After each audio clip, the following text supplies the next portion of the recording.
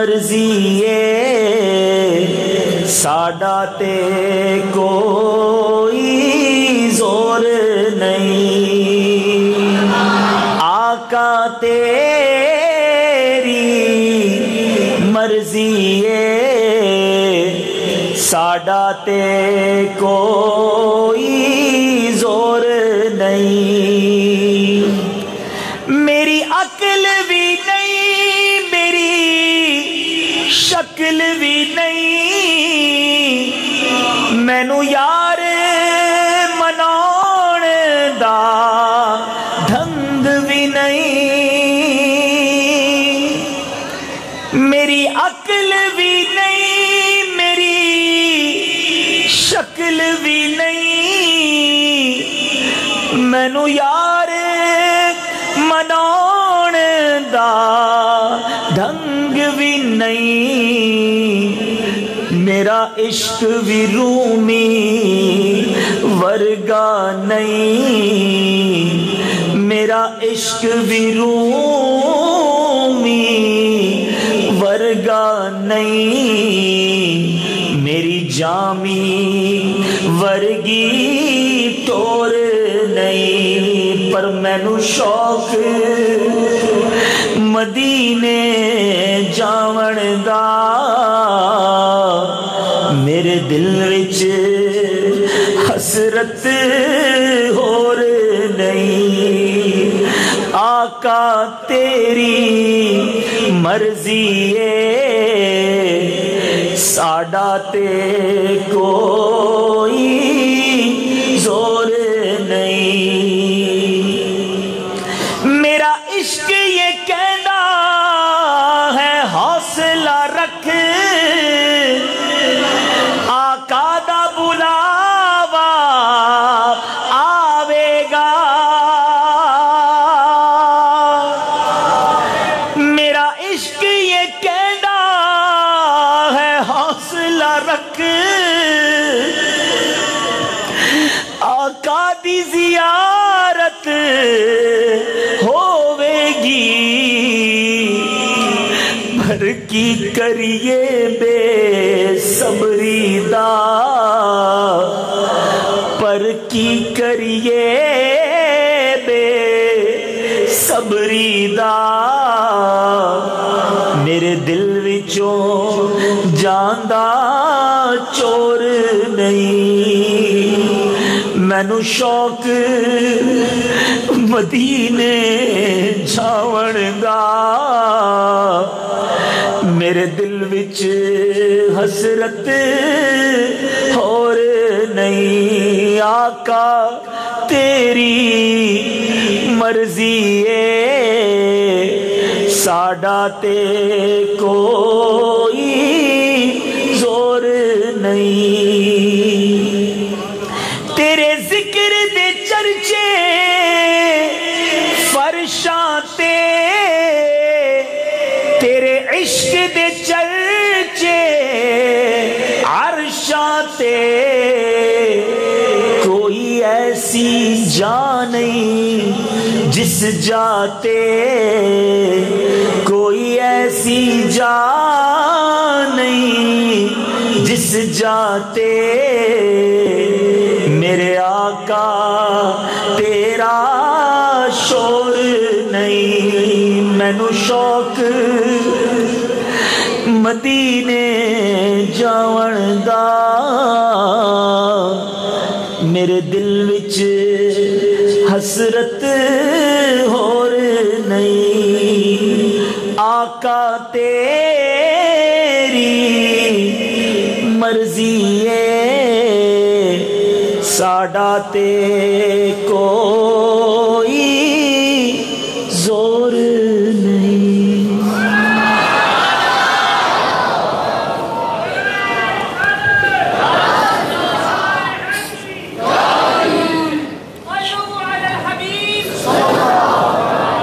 Brown چادر میری تھی، براؤن چادر عبد المنان کی۔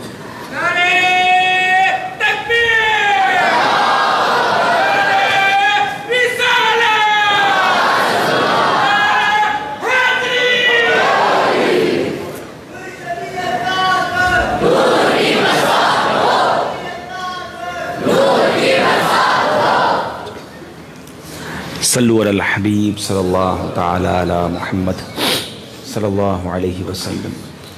الحمدللہ رب العالمین والصلاة والسلام علی سید المرسلین. اما بعد فاعوذ باللہ من الشیطان الرجیم. بسم اللہ الرحمن الرحیم. پڑھیے الصلاۃ والسلام علیک یا رسول اللہ وعلی آلک واصحابک یا حبیب اللہ. الصلاۃ والسلام علیک یا نبی اللہ وعلی آلک واصحابک یا نور اللہ. نویت سنت الاعتکاف. میٹھے میٹھے اسلامی بھائیوں اور مدنی چینل کے ناظرین، آج یکم رجب المرجب 1440 سنہ ہجری ہے. پاکستان کے بڑے ہی اہم شہر راولپنڈی میں ہم موجود ہیں.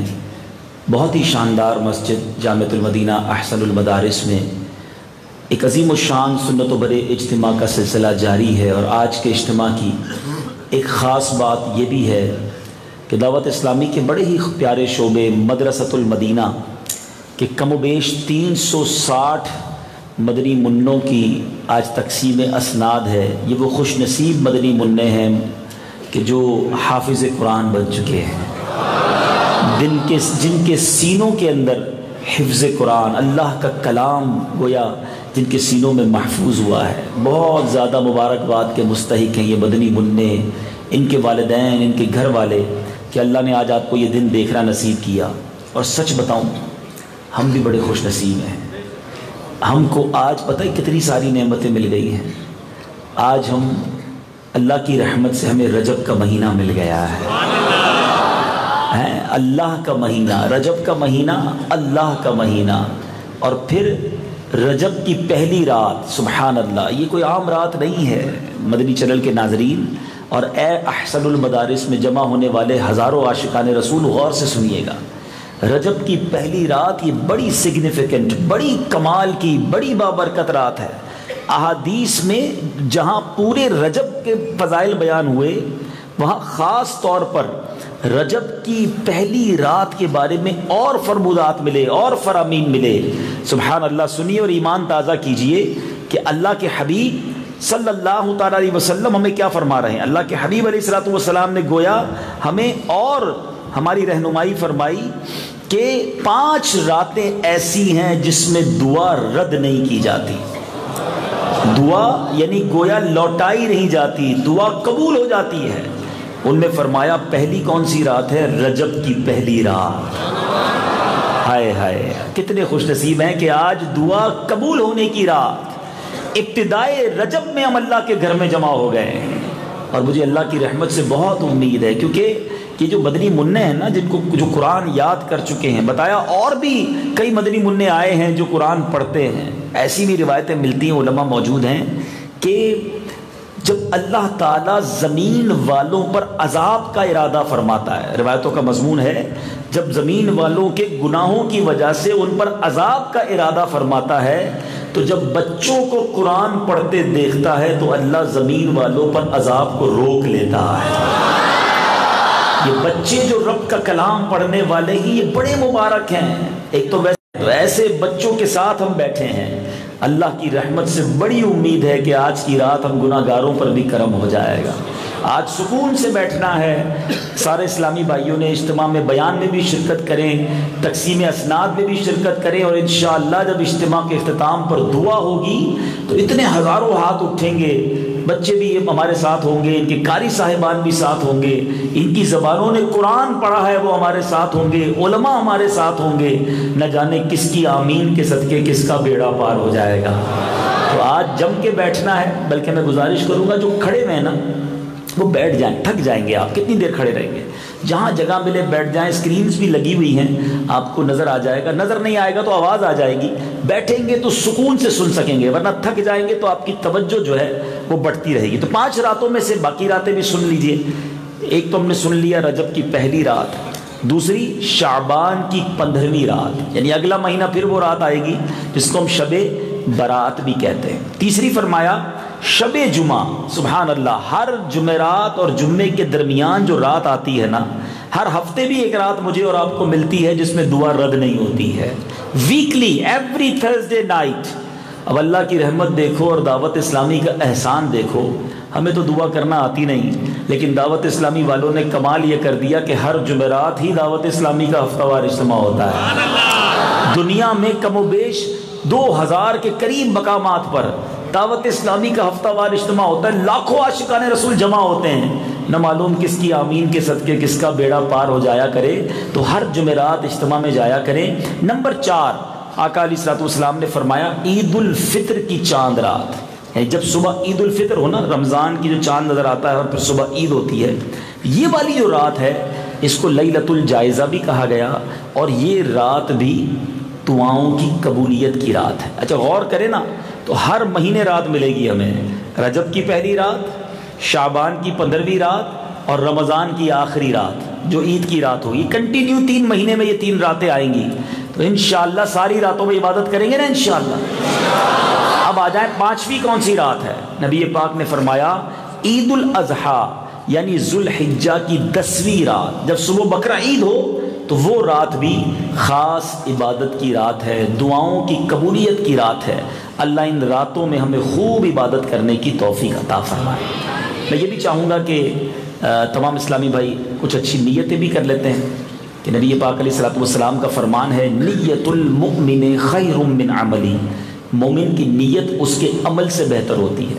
نیت کریں کہ اللہ کی رضا پانے، ثواب کمانے کے لیے اول تا آخر بیان میں شرکت کروں گا، ادھر ادھر دیکھنے سے بچتے ہوئے، بات چیت کرنے سے بچتے ہوئے، ممکن ہوا تو بیان کی تعظیم کی نیت سے 2 زانو بیٹھ کر بیان سنوں گا۔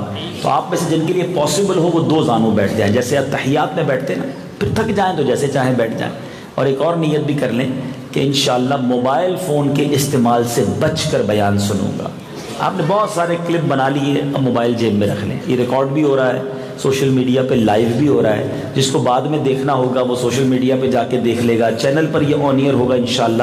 آپ اپنے موبائل جیب میں رکھ لیں تاکہ آپ توجہ کے ساتھ، بڑی مبارک رات ہے آج، لوٹنے کی رات ہے آج، مانگنے کی رات ہے، آپ کی توجہ بیان کی طرف رہے، آپ کی توجہ دعا کی طرف رہے گی تو انشاءاللہ بہت کچھ سیکھ کر جائیں گے۔ درود پاک پڑھنے کے بے شمار فضائل و برکات ہیں۔ مصطفیٰ جان رحمت شمع بزم ہدایت صلی اللہ تعالی علیہ وسلم پر درود پڑھنا یہ کب کب کیسے کیسے کام آتا ہے، اگر یہی میں آج بیان کرتا چلا جاؤں تو صرف آج کی رات نہیں، شاید پورا رجب ہی بیان کرنا پڑے گا، مگر فضائل درود پورے نہیں ہو سکتے۔ مگر ایک بہت خوبصورت واقعہ، اور یہ واقعہ سعادت الدارین نامی کتاب میں بھی موجود ہے، اور یہ واقعہ نبی پاک علیہ الصلوۃ والسلام کے مبارک دور میں پیش آیا۔ میں خلاصہ اس واقعے کا عرض کرتا ہوں۔ ماجرا یہ تھا کہ ایک شخص کے خلاف مقدمہ دائر کیا گیا، نبی پاک علیہ الصلوۃ والسلام کی بارگاہ میں کیس لایا گیا، اور 2 بندے ایک شخص کو لے کر آئے اور کہا کہ اس بندے نے ہمارا اونٹ چوری کیا ہے، ہمارا اونٹ چوری کیا ہے، کیمل اس نے چوری کر لیا ہے، اور اونٹ بھی ساتھ لائے تھے۔ اب بظاہر جو ہے مقدمہ کمپلیٹ تھا، 2 گواہ بھی تھے، جس چوری کا مال بھی تھا، اور جس کو نومنی کیا گیا تھا، ملزم ٹھہرایا گیا تھا، اس کو بھی لے آئے تھے ساتھ۔ نبی پاک علیہ الصلوۃ والسلام نے اس شخص سے فرمایا کہ تم اپنی صفائی میں کچھ کہنا چاہتے ہو، جو تم پر الزام لگایا جا رہا ہے کہ 2 بندے کہہ رہے تم نے اونٹ چوری کیا ہے۔ وہ شخص عاشق رسول تھا، نبی پاک سے بے انتہا محبت کرتا تھا، عرض کرتا حضور ایسا کریں مجھ سے نہ پوچھیں کہ اصل حقیقت کیا ہے، آپ اس اونٹ سے پوچھ لیجئے کہ بتا تیرا مالک کون ہے۔ یعنی یہ 1450 سال ہو گئے، اس وقت سے صحابہ کرام کا یہ عقیدہ ہے کہ میرے آقا کی زبان سے اگر کچھ جاری ہو گیا تو رب نے پورا کر دینا ہے۔ وہ صحابی رسول تھے نا، وہ دیکھ رہے تھے کہ نبی پاک جب زمین پر کھڑے ہو کر چاند کو اشارہ کرتے ہیں وہ 2 ٹکڑے ہو جاتا ہے، آقا سورج کے لیے دعا کریں تو وہ واپس پلٹ آتا ہے، ابو جہل آ کر کہے کہ اے محمد صلی اللہ تعالیٰ علیہ وسلم اگر اللہ کے سچے نبی ہو تو بتاؤ میری مٹھی میں کیا ہے؟ تو نبی پاک فرمائے کہ میں بتاؤں مٹھی میں کیا ہے یا جو کنکر ہیں وہ بتا دیں کہ میں کون ہوں؟ اور ابو جہل کی مٹھی میں کنکریاں کلمہ پڑھنے لگ جائیں. وہ صحابی سارا دیکھتے تھے. تو کہا حضور آپ مجھ سے نہ پوچھیں کہ اصل حقیقت کیا ہے، ماجرا کیا ہے، اونٹ کا مالک کون ہے، آپ اونٹ سے ہی پوچھ لیجئے. اللہ اکبر. یہ صحابی کا عقیدہ ہے اور یہی آج کے عاشق رسول کا عقیدہ بھی ہے کہ اللہ نے اپنے نبی علیہ الصلوۃ والسلام کو وہ اختیارات دیے ہیں، وہ کمالات دیے ہیں کہ پھر کائنات میں کسی اور کو نہ دیے. سیدی اعلیٰ حضرت امام عشق و محبت مجدد دین و ملت پروانہ شمع رسالت لکھتے ہیں نا، وہ خدا نے مرتبہ تجھ کو دیا، نہ کسی کو ملے نہ کسی کو ملا. وہ خدا نے ہے مرتبہ تجھ کو دیا، نہ کسی کو ملے نہ کسی کو ملا. کہ کلام مجید نے کھائی شہا، تیرے شہر و کلام و بقا کی قسم. تیرا مسند ناز ہے عرش بری، تیرا محرم راز ہے روح امین. تو ہی سرور ہر دو جہاں ہے شہا، تیرا مثل نہیں ہے خدا کی قسم. نبی پاک نے بھی اس صحابی کو منع نہ کیا کہ میں کیسے اونٹ سے بات کروں، اونٹ کیسے جواب دے گا.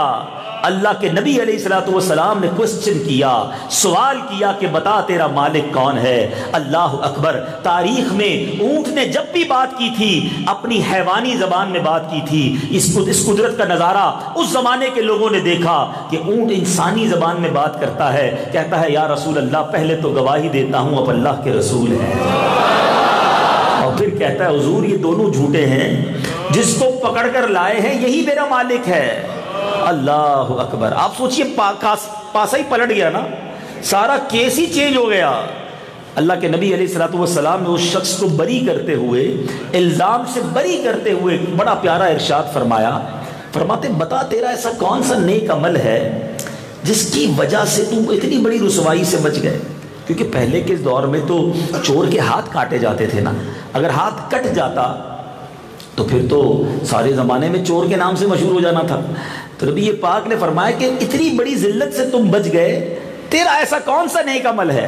اچھا یہاں بھی ایک بڑی خوبصورت لطیف اور پیاری سی بات ہے کہ کرم نوازی تو نبی پاک نے کی تھی، مہربانی تو آقا نے کی، معجزہ تو نبی پاک علیہ الصلوۃ والسلام نے دکھایا، مگر اپنے غلام سے پوچھ رہے تیرا کون سا نیک عمل ہے جو تو کامیاب ہو گیا ہے. آتا ہے فقیروں پہ انہیں پیار کچھ ایسا، آتا ہے فقیروں پہ انہیں پیار کچھ ایسا، خود بھیک دیں اور خود کہیں منگتا کا بھلا ہو. کرم بھی خود کیا اور پوچھ بھی خود ہی رہے بتا تیرا کون سا عمل ہے. مگر اس صحابی رسول نے بھی کمال کا جواب دیا. عرض کرتے ہیں یا رسول اللہ صلی اللہ تعالیٰ علیہ وسلم اور تو کوئی بڑا کام کوئی نیکی نہیں کرتا، ہاں ایک کام ضرور کرتا ہوں حضور کہ اٹھتے بیٹھتے آپ کی ذات پر درود پڑھتا رہتا ہوں. چلتے پھرتے وظیفہ میرا یہ ہے حضور آپ کی ذات پر درود بھیجتا رہتا ہوں. اللہ کے حبیب علیہ الصلوۃ والسلام نے جواب کیا دیا. اے عاشقان رسول جو پنڈی میں احسن المدارس میں ہزاروں کی تعداد میں جمع ہیں، غور سے سنیے. اللہ کے نبی فرماتے ہیں اس پر ہمیشہ کاربند رہنا، اور اللہ عز و جل اس کے طفیل جس طرح دنیا میں تمہارے ہاتھ کٹنے سے تمہیں بچا لیا ہے دوزخ کی آگ سے بھی تمہیں بچا لے گا. تو پتہ چلا کہ دنیا میں بھی اگر ہم چاہتے ہیں کہ ذلت سے بچ جائیں، رسوائی سے بچ جائیں، دنیا میں بھی سرخروئی ملے، آخرت میں بھی سرخروئی ملے، تو ہمیں درود پاک کو اپنا وظیفہ بنانا ہے. چلتے پھرتے اٹھتے بیٹھتے درود پاک پڑھیں. اور سبحان اللہ اب تو رجب المرجب، اگلا مہینہ آقا کا مہینہ، شعبان کا مہینہ، سبحان اللہ اس کے بعد رمضان، سبحان اللہ مبارک مہینہ. تو اب یہ تو ویسے بھی درود پڑھنے کے مہینے ہیں. میں بھی نیت کروں اور آپ بھی نیت کریں کہ روزانہ کثرت کے ساتھ درود پاک پڑھیں گے. کثرت سے درود پاک پڑھنا کیا ہے؟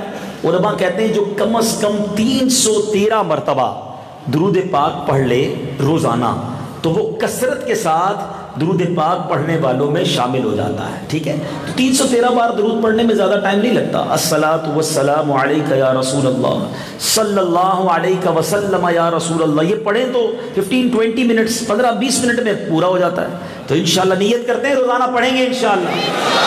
آئیے محبت کے ساتھ درود پاک پڑھ لیں. صلو علی الحبیب صلی اللہ تعالی علی محمد صلی اللہ علیہ وسلم. آج انشاءاللہ ایک بڑی مبارک ہستی کے بارے میں سننا بھی ہے اور سیکھنا بھی ہے۔ نارملی کیا ہوتا ہے، جب ہم کسی کے بارے میں سنتے ہیں نا تو انسپریشن تو لیتے ہیں کہ یار کمال کی ہستی تھی، کیا واقعات ہیں۔ ابھی پچھلے دنوں جماعت الاخرى تھا، تو امید ہے آپ نے جمعے کے خطبوں میں، اجتماعات میں سیدنا ابو بکر صدیق رضی اللہ تعالیٰ عنہ کے بارے میں بہت کچھ سنا ہوگا، بہت اچھی بات ہے۔ لیکن سننے کے ساتھ ساتھ سیکھا کیا، ہماری ذات میں کیا تبدیلی آئی۔ یوم صدیق اکبر پچھلے دنوں منایا، عاشق اکبر کی باتیں سنی، مگر میرے اندر کیا تبدیلی آئی؟ سبحان اللہ، ماشاء اللہ، نعرے لگا لیے، تبدیلی کیا آئی؟ آج میں ایک اور عظیم ہستی کی بات کرنے آیا ہوں جو ون آف دا، میں کہوں کہ historical personality of history of Islam ہے۔ یعنی اگر اسلامی تاریخ کو کوئی لکھنے بیٹھے گا تو اس ہستی کو بالکل وہ لسٹ سے ہٹا نہیں سکتا، اتنی بڑی خدمت دینی انہوں نے کی ہے، آج بھی ان کا نام ہے۔ لیکن میں چاہوں گا یہ کہ میں بھی جو بیان کرنے والا ہوں اور جو سننے والے ہیں اور جو بعد میں سنیں گے مدنی چینل پر، ہم سب آج کے اس بیان میں اس ہستی کا ذکر تو سنیں، مگر اپنی ذات میں تبدیلی کا بھی کوئی نہ کوئی فیصلہ کریں، ان کے نقش قدم کو اپنانے کی کوشش کریں، ان پر چلنے کی کوشش کریں۔ ان کی ذات کے آج میں نے بہت سارے مہکتے مہکتے مدنی پھولوں کا گلدستہ پیش کرنا ہے۔ کوئی ایک آدھا پھول تو دل کے مدنی گلدستے میں سجائیں نا، کہ گھر جائیں تو کوئی کہے کہ سبحان اللہ تبدیلی لے کر آیا، جیسا گیا تھا ویسا نہیں آیا۔ تو غور سے سنیں گے انشاءاللہ۔ ہستی کون سی ہے بعد میں بتاتا ہوں، پہلے ان کا ایک بہت ہی ایمان افروز واقعہ سنیں۔ ان کو اللہ نے مرتبہ کیسا دیا تھا کہ صرف دیکھ کر، ایک تو ہوتا نا بیان کر کے کوشش کر کے کسی کو بدلنا، یہ وہ ہستیاں ہوتے تھے کہ جو دیکھتے تھے اور دن کی دنیا بدل دیا کرتے تھے۔ چاہیں تو اشاروں سے اپنے کایا ہی پلٹ دے دنیا کی، چاہیں تو اشاروں سے اپنے کایا ہی پلٹ دے دنیا کی، یہ شان ہے ان کے غلاموں کی، سرکار کا عالم کیا ہوگا۔ نبی پاک کے ایک سچے غلام کا واقعہ سنیے، ایک ایسے غلام کا واقعہ جس نے ہزاروں نہیں لاکھوں کی تقدیر کس طرح بدلی۔ ایران کے شہر سبزوار میں ایک نہایتی سرسبز و شاداب باغ تھا، جس کے بیچوں بیچ پانی کی ایک بڑی صاف شفاف نہر جاری تھی، اور وسط میں ایک بہت خوبصورت خوشنما حوض بھی تھا۔ یہ باغ حاکم سبزوار کا تھا، جو بہت ہی جابر تھا، بڑا بداتوار شخص تھا، برائیوں میں ملوث رہتا تھا۔ جب بھی باغ میں آتا تو شراب پیتا، شراب کے نشے میں خوب شور و غل کرتا۔ ایک روز اللہ کا وہ نیک بندہ اس باغ میں جا پہنچا، آپ نے نہر سے غسل کیا، حوض کے کنارے نوافل ادا کرنے لگے۔ اب جو وہاں کے محافظ تھے، گارڈز تھے، وہ حضرت سے محبت تو کرتے تھے، مگر کہا حضرت جلدی نکل جائیے، اگر ہمارا مالک آ گیا نا، وہ ہے بڑا بدتمیز، وہ آپ کی عزت نہیں کرے گا، وہ آپ کے سامنے ہو سکتا ہے کہ اپنی جہالت کا اظہار کرے، آپ کا ادب نہ کرے، بڑا ظالم ہے، حضور آپ چلے جائیے۔ تو آپ نے کہا کہ آپ فکر نہ کریں، اللہ میرا حامی و ناصر ہے، وہ میرا نگہبان ہے۔ اتنی دیر میں وہ حاکم سبزوار آ گیا، جس کے نشے میں اور شور و غل اور بے حیائی اور بدکاری کے واقعات مشہور تھے۔ جب وہ اپنے حوض کے پاس آیا اور اس نے ایک اجنبی درویش کو دیکھا، ایک مولانا کو دیکھا، تو بڑا آگ بگولا ہو گیا۔ اس سے پہلے کہ وہ حضرت کو کچھ کہتا، آپ نے ایک نظر ڈالی اور اس کی کایا پلٹ کے رکھ دی، کیونکہ آپ کی نگاہ کی وہ تاب ہی نہ لا سکا، فوراً گرا اور گر کر بے ہوش ہو گیا، صرف آپ نے نظر اٹھا کے دیکھا اسے۔ اچھا، آپ نے حوض سے چلو میں پانی بھرا اور اس کے منہ پر خود ہی پانی کے چھینٹے مارنے لگے کہ اس کو ہوش تو آ جائے۔ بڑا کرو فر، بڑا جابر، بڑا جناب اپنے پروٹوکول اور اپنے ساتھ لوگوں کی وجہ سے اتراتا پھرتا تھا، اب زمین پر پڑا ہوا ہے۔ آپ نے اس کے چہرے پر پانی کے چھینٹے مارے، جو ہی ہوش میں آیا، مگر اب جو ہوش آیا تو سچی بات ہے، واقعی ابھی ہوش آیا، اس کا دل بدل چکا تھا۔ حضرت کے قدموں میں گر گیا، رو رو کے توبہ کی اور اپنے گناہوں سے معافی مانگی۔ حضرت نے کیا کیا؟ صرف اپنا نہ بنایا، بلکہ اس کو اب تبلیغ کی، اب اسے نیکی کی دعوت دی کہ تم نے جو ظلم کے ساتھ لوگوں کا مال دبا کر جو پیسے بنائے ہیں وہ سب کو واپس لوٹاؤ۔ اس حاکم سبزوار نے حضرت کی یہ بات بھی مانی، اپنا سارا مال جو اس نے ظلم سے اکٹھا کیا تھا وہ لوگوں کو واپس کر دیا، حضرت کی صحبت میں رہنے لگا۔ آپ نے اسے خلافت بھی عطا کر دی، اللہ کے نیک بندوں میں بھی شامل فرما دیا۔ یہ ہیں اللہ والے. نگاہ ولی میں وہ تاثیر دیکھی, نگاہ ولی میں وہ تاثیر دیکھی, بدلتی ہزاروں کی تقدیر دیکھی. یہ ہستی کون تھی؟ یہ کوئی اور نہیں, خواجہ خواجگان, خواجہ غریب نواز رحمت اللہ تعالی علیہ کی ذات والا تبار ہے, جن کو آج دنیا سلطان الہند کے نام سے, عطائے رسول کے نام سے پکارتی ہے.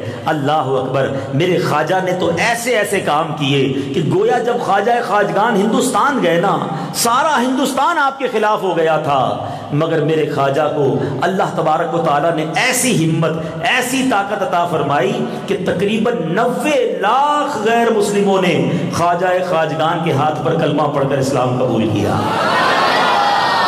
6 رجب المرجب آپ کا عرس ہے نا, رجب آ چکا ہے, خواجہ کی چھٹی ساری دنیا میں منائی جاتی ہے. آؤ آج ذکر خواجہ سنتے ہیں, آج اجمیر کے شہنشاہ کی بات کرتے ہیں. لیکن بات وہی ہے, صرف ان کے واقعات نہیں سننے, واقعات سن کر صرف نعرے نہیں لگانے, بلکہ خود بھی اپنے اندر تبدیلی لانی ہے, خود بھی اپنی ذات میں کچھ نہ کچھ جو ہے وہ سیکھتے چلے جانا ہے انشاءاللہ. محبت کے ساتھ درود پاک پڑھ لیجیے.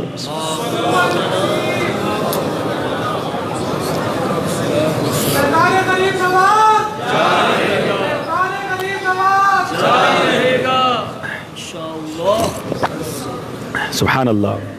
حضرت خواجہ غریب نواز رحمت اللہ تعالی علیہ, آپ کا نام سید معین الدین حسن سنجری چشتی اجمیری رحمت اللہ تعالی علیہ, 537 سنہ ہجری میں بمطابق 1142 سنہ عیسوی میں سجستان یا سیستان, آج کل یہ موجودہ ایران کے علاقے سنجر میں پیدا ہوئے. اب ایک بڑی اہم بات یہاں پر میں نے آپ سے کرنی ہے, اور یہ آپ سب کا مشاہدہ ہے, توجہ کم ہوتی ہے. خواجہ کہاں پیدا ہوئے؟ ایران میں, ٹھیک ہے. مزار کدھر ہے؟ اجمیر میں ہے. ایران کدھر, اجمیر کدھر ہے؟ داتا گنج بخش علی حجویری کے مزار پہ تو گئے ہوں گے نا. داتا لاہور میں پیدا نہیں ہوئے, ٹھیک ہے, داتا پیدا کہیں اور ہوئے. مزار کدھر ہے؟ لاہور میں. ملتان چلے جائیں, پاک پتن چلے جائیں, کراچی چلے جائیں, یہاں پر آپ بری امام سرکار چلے جائیں, 99% اولیاء کرام کے مزارات پہ جب بھی جائیں نا تو معلوم کریں یا لکھا ہوتا ہے کہ پیدائش کہاں ہے. تو پیدائش وہ شہر نہیں ہوتا, پیدائش وہ ملک نہیں ہوتی, مگر ان کا انتقال کہیں اور ہوتا ہے, مزار کہیں اور ہوتا ہے. اب ذرا اپنے قبرستان میں جائیے گا. ہمارے دادا پیدا ہوئے پنڈی میں, قبر کدھر ہے؟ پنڈی میں. ابا جان یہیں پر, ہم بھی یہیں پر. ہم لوگ نہیں نکلتے وطن چھوڑ کر, شہر چھوڑ کر. کیوں؟ اپنا وطن اچھا لگتا ہے, اپنا گھر اچھا لگتا ہے, کون جائے. مگر یہ اللہ والوں نے اپنا وطن چھوڑا, اپنا شہر چھوڑا, اپنا کنبہ چھوڑا, اپنا قبیلہ چھوڑا. اور کیوں چھوڑا؟ اللہ کے دین کے لیے چھوڑا. آج 3 دن 12 دن 30 دن کے مدنی قافلے کی بات کرو تو بندہ کہتا ہے نہیں یار, فیملی ہے, خاندان ہے, کاروبار ہے, کون جائے. ہم نے یہ نہیں کہا جاتا کہ بھائی ان لمیٹڈ مدنی قافلے میں جانا ہے, چند دنوں بعد واپسی ہو جائے گی, مگر پھر بھی ہم نہیں جاتے. یہ کیسے مدنی قافلے تھے بزرگوں کے کہ گھر سے نکلے تو پھر کبھی واپس ہی نہیں لوٹ پائے ہیں. آپ اللہ تعالیٰ مجھے اور آپ کو مدینہ پاک کی بار بار حاضری عطا فرمائے. پتہ ہے آپ کو پیارے آقا علیہ الصلوۃ والسلام نے جو حجۃ الوداع کے موقع پر آخری خطبہ دیا تھا تو کم و بیش کتنے صحابہ کرام تھے؟ کون بتائے گا؟ 1,24,000, کم و بیش 1,24,000 صحابہ تھے جب نبی پاک نے آخری خطبہ دیا تھا عرفات کے میدان میں, ٹھیک ہے. مگر آپ کو پتہ ہے جنت البقیع میں کتنے صحابہ ہیں؟ کم و بیش 10,000 صحابہ کرام. 1,24,000 میں سے باقی 1,14,000 کدھر گئے؟ وہ سب مدینے والے آقا کی صحبت یا آپ کے شہر کو چھوڑ کر آپ کے دین کو پھیلانے دنیا بھر میں پھیل گئے. آج پاکستان میں کروڑوں مسلمان ہیں, ایسے ہی ہو گئے. یہ صحابہ کا, اولیاء کرام کا فیضان ہے. انہوں نے سفر کیا, اپنا خاندان چھوڑا, اپنا ملک چھوڑا تو اسلام ہم تک پہنچا. مگر آج ہم تھوڑی دیر کے لیے بھی گھر چھوڑنے کے لیے تیار نہیں ہیں, تھوڑی دیر کے لیے بھی دین کی خاطر قربانی نہیں دیتے. سوچو, جب اب کسی اللہ کے ولی کے مزار پر جانا نا, ضرور معلوم کرنا کہ ان کی پیدائش کدھر کی تھی. تو اپنے آپ سے شرم آئے گی کہ یار یہ ہمارے وطن کے لیے, یہ ہمارے علاقے کے لیے ادھر سے آ گئے, انہوں نے دین پھیلایا تو آج ہم گھر میں کلمہ پڑھتے ہیں نا. پیدا ہوتے ہی پہلی آواز جو میرے اور آپ کے کانوں نے سنی وہ اللہ اکبر کی سنی. یہ اللہ کی مہربانی اور اللہ کی عطا سے نبی پاک، صحابہ کرام اور اولیاء کرام کا یہ فیضان ہے کہ آج گھر بیٹھے اسلام مل گیا پاکستان والوں کو. لیکن ہمیں اپنے اولیاء کرام کے اس مشن کو آگے بڑھانا ہے. اللہ دعوت اسلامی کو سلامت رکھے کہ آج ہمیں موقع دیتی ہے کہ اپنا گھر چھوڑ کر، اپنا شہر چھوڑ کر، یا تو پاکستان کے مختلف شہروں میں، اور اللہ ہمت دے تو دنیا کے مختلف ملکوں میں جا کر دین متین کی خدمت اور اس کا پرچم بلند کر سکتے ہیں. انشاءاللہ مدنی قافلوں میں سفر کریں گے انشاءاللہ. میرا آج بیان ہوگا اسی طرح. میں خواجہ غریب نواز کی سیرت کا کوئی پہلو بتاؤں گا اور پھر ہم اپنے بارے میں سوچیں گے کہ ہم اس میں کیا کر رہے ہیں. یعنی خواجہ غریب نواز کی پیدائش بھی ہمارے لیے سبق ہے کہ آپ ایران میں پیدا ہوتے ہیں اور اجمیر میں آپ کا مزار بنتا ہے اور ایسا کام کرتے ہیں. سبحان اللہ، 800 سے زیادہ سال ہو گئے ہیں خواجہ غریب نواز کو دنیا سے پردہ فرمائے ہوئے. 800 سے زیادہ سال ہو گئے ہیں، مگر بتاؤ آج بھی دنیا میں کونے کونے پہ عاشقان رسول کے دلوں پر ان کی حکومت ہے. خواجہ کا چاہنے والا کدھر نہیں دنیا میں، ساری دنیا میں ان سے محبت کرنے والے ہیں کیونکہ انہوں نے اللہ اور اس کے رسول سے محبت کی اور دین متین کی شاندار خدمت کی. خواجہ غریب نواز کا جو نام آپ پراپر سن لیجئے، آپ کا اسم گرامی حسن، آپ نجیب الطرفین حسنی اور حسینی سید ہیں. آپ کے جو مشہور و معروف القابات ہیں معین الدین، خواجہ غریب نواز، سلطان الہند، وارث النبی اور عطائے رسول، یہ آپ کے چند جو ہیں وہ القابات ہیں. آپ کے والد گرامی کا آپ کے بچپن میں ہی انتقال ہو گیا. آپ کو 15 سال کی عمر میں وراثت میں ایک باغ ملا، پنچکی ملی، اور آپ اس باغ کی خدمت کیا کرتے تھے. لیکن آپ کی زندگی میں تبدیلی کیسے آئی؟ ایک بزرگ آپ کے باغ میں آئے، آپ نے دیکھا بڑا نورانی چہرہ ہے، بڑی عمر کے ہیں، سفید داڑھی ہے، آپ بالکل نوجوان تھے 15 سال کے. آپ آگے بڑھے، بڑی محبت کے ساتھ اور بزرگ سے ملے، انہیں بڑے پیار سے بٹھایا، انگوروں کا خوشہ پیش کیا، خدمت کی. ان بزرگوں نے جب دیکھا کہ ایک ایسا نوجوان ہے اتنے ادب سے پیش آ رہا ہے، اللہ اکبر، آپ نے کیا کیا، ایک روٹی کا ٹکڑا، ایک کھلی کا ٹکڑا اپنے منہ میں ڈال کر چبایا اور خواجہ غریب نواز معین الدین چشتی اجمیری کے منہ میں ڈال دیا. اب جو وہ جھوٹا، بلکہ جھوٹا تو نہیں کہوں گا، بزرگ کا زبان سے جو لگ جائے وہ سچا ہی ہو جاتا ہے. بہرحال آپ نے اسے کھایا، آپ کے پیٹ میں تو کیا گیا، آپ کی زندگی کی دنیا بدل گئی، دل و دنیا جناب بالکل تبدیل ہو گیا. آپ نے کہا اب میں نے اس باغ کا کیا کرنا ہے. 15 سال کی عمر میں اپنا باغ، اپنی پنچکی کو بیچ کر راہ خدا میں وہ خیرات کر دی اور اب آپ نکل پڑے علم دین حاصل کرنے. کئی ملکوں کا سفر کیا، علم دین حاصل کیا. علم دین حاصل ہو گیا تو اب اللہ کے ولی کی تلاش، مرشد کامل کی تلاش شروع ہوئی. ڈھونڈتے ڈھونڈتے خواجہ خواجگان خواجہ غریب نواز حضرت سیدنا عثمان ہارونی چشتی رحمت اللہ تعالی کے بارگاہ میں حاضر ہوئے. اللہ کے ولی نے اللہ کے ولی کو کس طرح پہچانا کہ آپ حضرت عثمان ہارونی کے مرید ہو گئے، خلافت بھی مل گئی. اب اپنے پیر کی خدمت میں رہنے لگے، ان کی ایسی خدمت کی، ایسی برکتیں لوٹی کہ سیدنا عثمان ہارونی فرمایا کرتے کہ مجھے معین الدین چشتی پر بڑا ناز ہے، اپنے اس مرید پر بڑا فخر ہے. پیر مرید پر فخر کرنے لگا. اللہ اکبر. خواجہ نے بڑے سفر کیے اور آپ کو معلوم ہونا چاہیے کہ خواجہ جب مدینہ پاک کی حاضری کو گئے، سوچو اللہ کا یہ ولی جو ہے اپنے پیر و مرشد کے ساتھ جب روضہ رسول پر گئے ہوں گے تو کیا انداز ہوگا، کیا کیفیت ہوگی. سبحان اللہ. جب نبی پاک علیہ الصلوۃ والسلام کی بارگاہ میں حاضری دی، آقا کی بارگاہ میں عرض کرتے ہیں الصلاۃ والسلام علیک یا سید المرسلین و خاتم النبیین. خواجہ غریب نواز نے جب روضہ رسول پر سلام عرض کیا تو روضہ اقدس سے آواز آئی وعلیکم السلام یا کتب المشائخ. اللہ اکبر. وہاں موجود لوگوں نے اس آواز کو سنا اور خواجہ غریب نواز کو ہند کی سلطانی بھی بارگاہ رسالت سے عطا کی گئی. نبی پاک نے وہاں فرمایا کہ اے معین الدین تو ہمارے دین کا معین ہے، تجھے ہندوستان کی ولایت عطا کی، اجمیر جا، تیرے وجود سے بے دینی دور ہوگی اور اسلام رونق پذیر ہوگا. گویا آپ گئے تو نبی پاک کے دربار میں تھے مگر وہاں سے ہند جانے کا حکم مل گیا. یاد رہے اب تک ہندوستان دیکھا نہیں تھا مگر آپ نے یہ نہ سوچا وہاں کون مجھے جناب ہاتھ رکھے گا، کس سے ملاقات ہوگی، کس کے گھر میں ٹھہروں گا.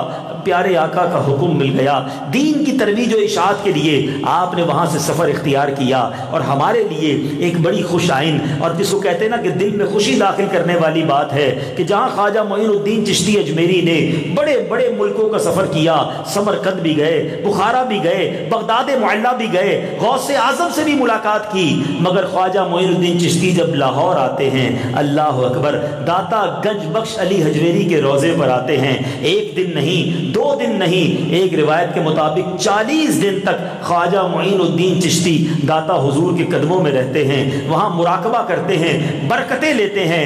اے پاکستان والوں، ہمارا سر فخر سے کیوں نہ بلند ہو کہ دنیا جسے خواجائے خواجگان کہتی ہے، جب وہ پاکستان آتے ہیں تو داتا حضور کے دربار میں جب چلا کرتے ہیں اور پھر جاتے جاتے وہ بات کہہ جاتے ہیں جو آج بھی داتا حضور کے بازار پر روزانہ گنگنائی جاتی ہے، گنج بخش فیض عالم مظہر نور خدا۔ یہ کسی اور نے شعر نہیں لکھا، یہ خواجہ معین الدین چشتی اجمیری نے یہ شعر لکھا ہے، گنج بخش فیض عالم مظہر نور خدا، ناقصارا پیر کامل کاملارا رہنما۔ کیا کہتے ہیں کہ حضور گنج بخش داتا حضور وہ عظیم ہستی ہیں، فیض عالم مظہر نور خدا، اللہ کے نور کے مظہر ہیں، لیکن جو پہلے ہی پیر ہیں، پہلے ہی رہنما ہیں، داتا حضور ان کے بھی رہنما ہیں۔ اللہ نے کتنا بڑا مرتبہ ہمارے داتا وہاں سے بھی فیض لے کر جب خواجہ معین الدین چشتی اجمیری ہندوستان جاتے ہیں، اب سنو کیا ہوتا ہے، اب ٹوٹلی جس کو آپ کہیں ویلکم نہیں ہوتا،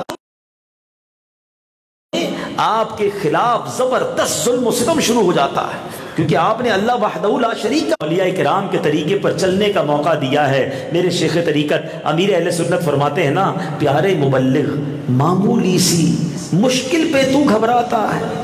ایک کرامت سنا دیتا ہوں، ورنہ کرامتیں تو بہت ساری ہیں۔ خواجہ غریب نواز، میں الحمدللہ اس انا ساگر کو دیکھ آیا ہوں۔ اجمیر جب حاضری ہوئی تھی تو ایک بہت بڑا تالاب، بلکہ آپ سمجھیں تالاب تو لگتا ہے آباد، بیٹھ گئے اپنے کچھ رفقا کے ساتھ، تو وہاں کا جو پرتھوی راج چوہان جو اس زمانے کا جو بھی لیڈر تھا، حاکم تھا، نواب تھا، اس کے سپاہی آ گئے، تو خواجہ صاحب کے ایک مرید گئے پانی کا پیالہ بھرنے کے لیے اس تالاب پر، تو کہا پانی تو نہیں ملے گا، ہم نے پانی آپ کو پانی نہیں پینے دینا ہے، تم مسلمان ہو اور تمہارا ہاتھ اس پانی میں ڈالو گے ہمارا پوتر پانی جو ہے وہ خراب ہو جائے گا۔ تو خواجہ صاحب کے پاس وہ مرید واپس آیا کہ حضور منع کر رہے ہیں، پانی نہیں لینے دے رہے، کہ ٹھیک ہے ان کو کہو ایک بار پانی بھرنے دو۔ واپس گیا، ریکویسٹ کی کہ ایک بار اس پیالے کو، اس چھاگل کو بھرنے دو۔ اب بلیو کریں یہ احسن المدارس جو مسجد ہے نا، یہ چھوٹی ہے، اس سے بڑا وہ تالاب ہے، اس سے بڑا وہ تالاب تو نہیں، نہری لگتی ہے، وہ بہت بڑی جھیل لگتی ہے۔ تو اس مرید وہ ہنسنے لگے، کہتے چلو ایک بار لے لو، تم بھی کیا یاد رکھو گے۔ اس مرید نے وہ پیالہ، وہ برتن یا وہ چھاگل جب تالاب میں ڈالا تو پورا کا پورا تالاب جو ہے اس پیالے کے اندر آ گیا، وہ پیالہ بھر کے آ گیا واپس۔ اب وہ سارے ایک دوسرے کا منہ دیکھ رہے ہیں کہ پانی گیا کدھر، ایک قطرہ پانی نہیں، سوکھ گیا پورا انا ساگر۔ اللہ اکبر۔ انہوں نے اپنے پرتھوی راج کو فون تو نہیں کیا ہوگا، اس زمانے میں فون نہیں تھا، پیغام بھیجا بھائی ادھر آؤ مسئلہ خراب ہو گیا، سارا ہی پانی چلا گیا۔ ایک مرید آیا تھا، خواجہ صاحب خود نہیں آئے تھے، ہیں خواجہ صاحب کے مرید کا عالم یہ ہے، وہ پورا تالاب ہی پانی پیالے میں بھر کے لے آئے۔ اب جناب جب اس کے نواب کو پتا چلا کہ یہ معاملہ خراب ہو گیا تو اب معافی مانگنے آ گئے خواجہ صاحب کی بارگاہ میں، حضور معاف کر دیں، ہمارا پانی واپس کریں، پورا شہر پانی کیا پیے گا۔ اللہ اکبر۔ بڑے بڑے ہی ہوتے ہیں، اللہ والے ہی ہوتے ہیں۔ آپ نے معاف کر دیا، کہ اپنے مرید کو کہا جاؤ جا کر پانی ڈال کر آ جاؤ۔ وہ جب پیالہ، وہ برتن جا کر پھر اس انا ساگر تالاب میں ڈالتے ہیں، میٹھے اسلامی بھائیوں 850 سال ہو گئے ہیں، بتانے والے بتاتے ہیں اس کے بعد سے انا ساگر کبھی نہیں سوکھا ہے، جب سے پانی اس میں موجود ہے کہ خواجہ نے اس میں وہ فیضان کیا۔ تو ایسی تو بہت ساری کرامتیں ہوئیں، لیکن کرامتیں دیکھ دیکھ کر لوگ مسلمان ہوتے گئے، کلمہ پڑھتے گئے، دین پھیلتا گیا۔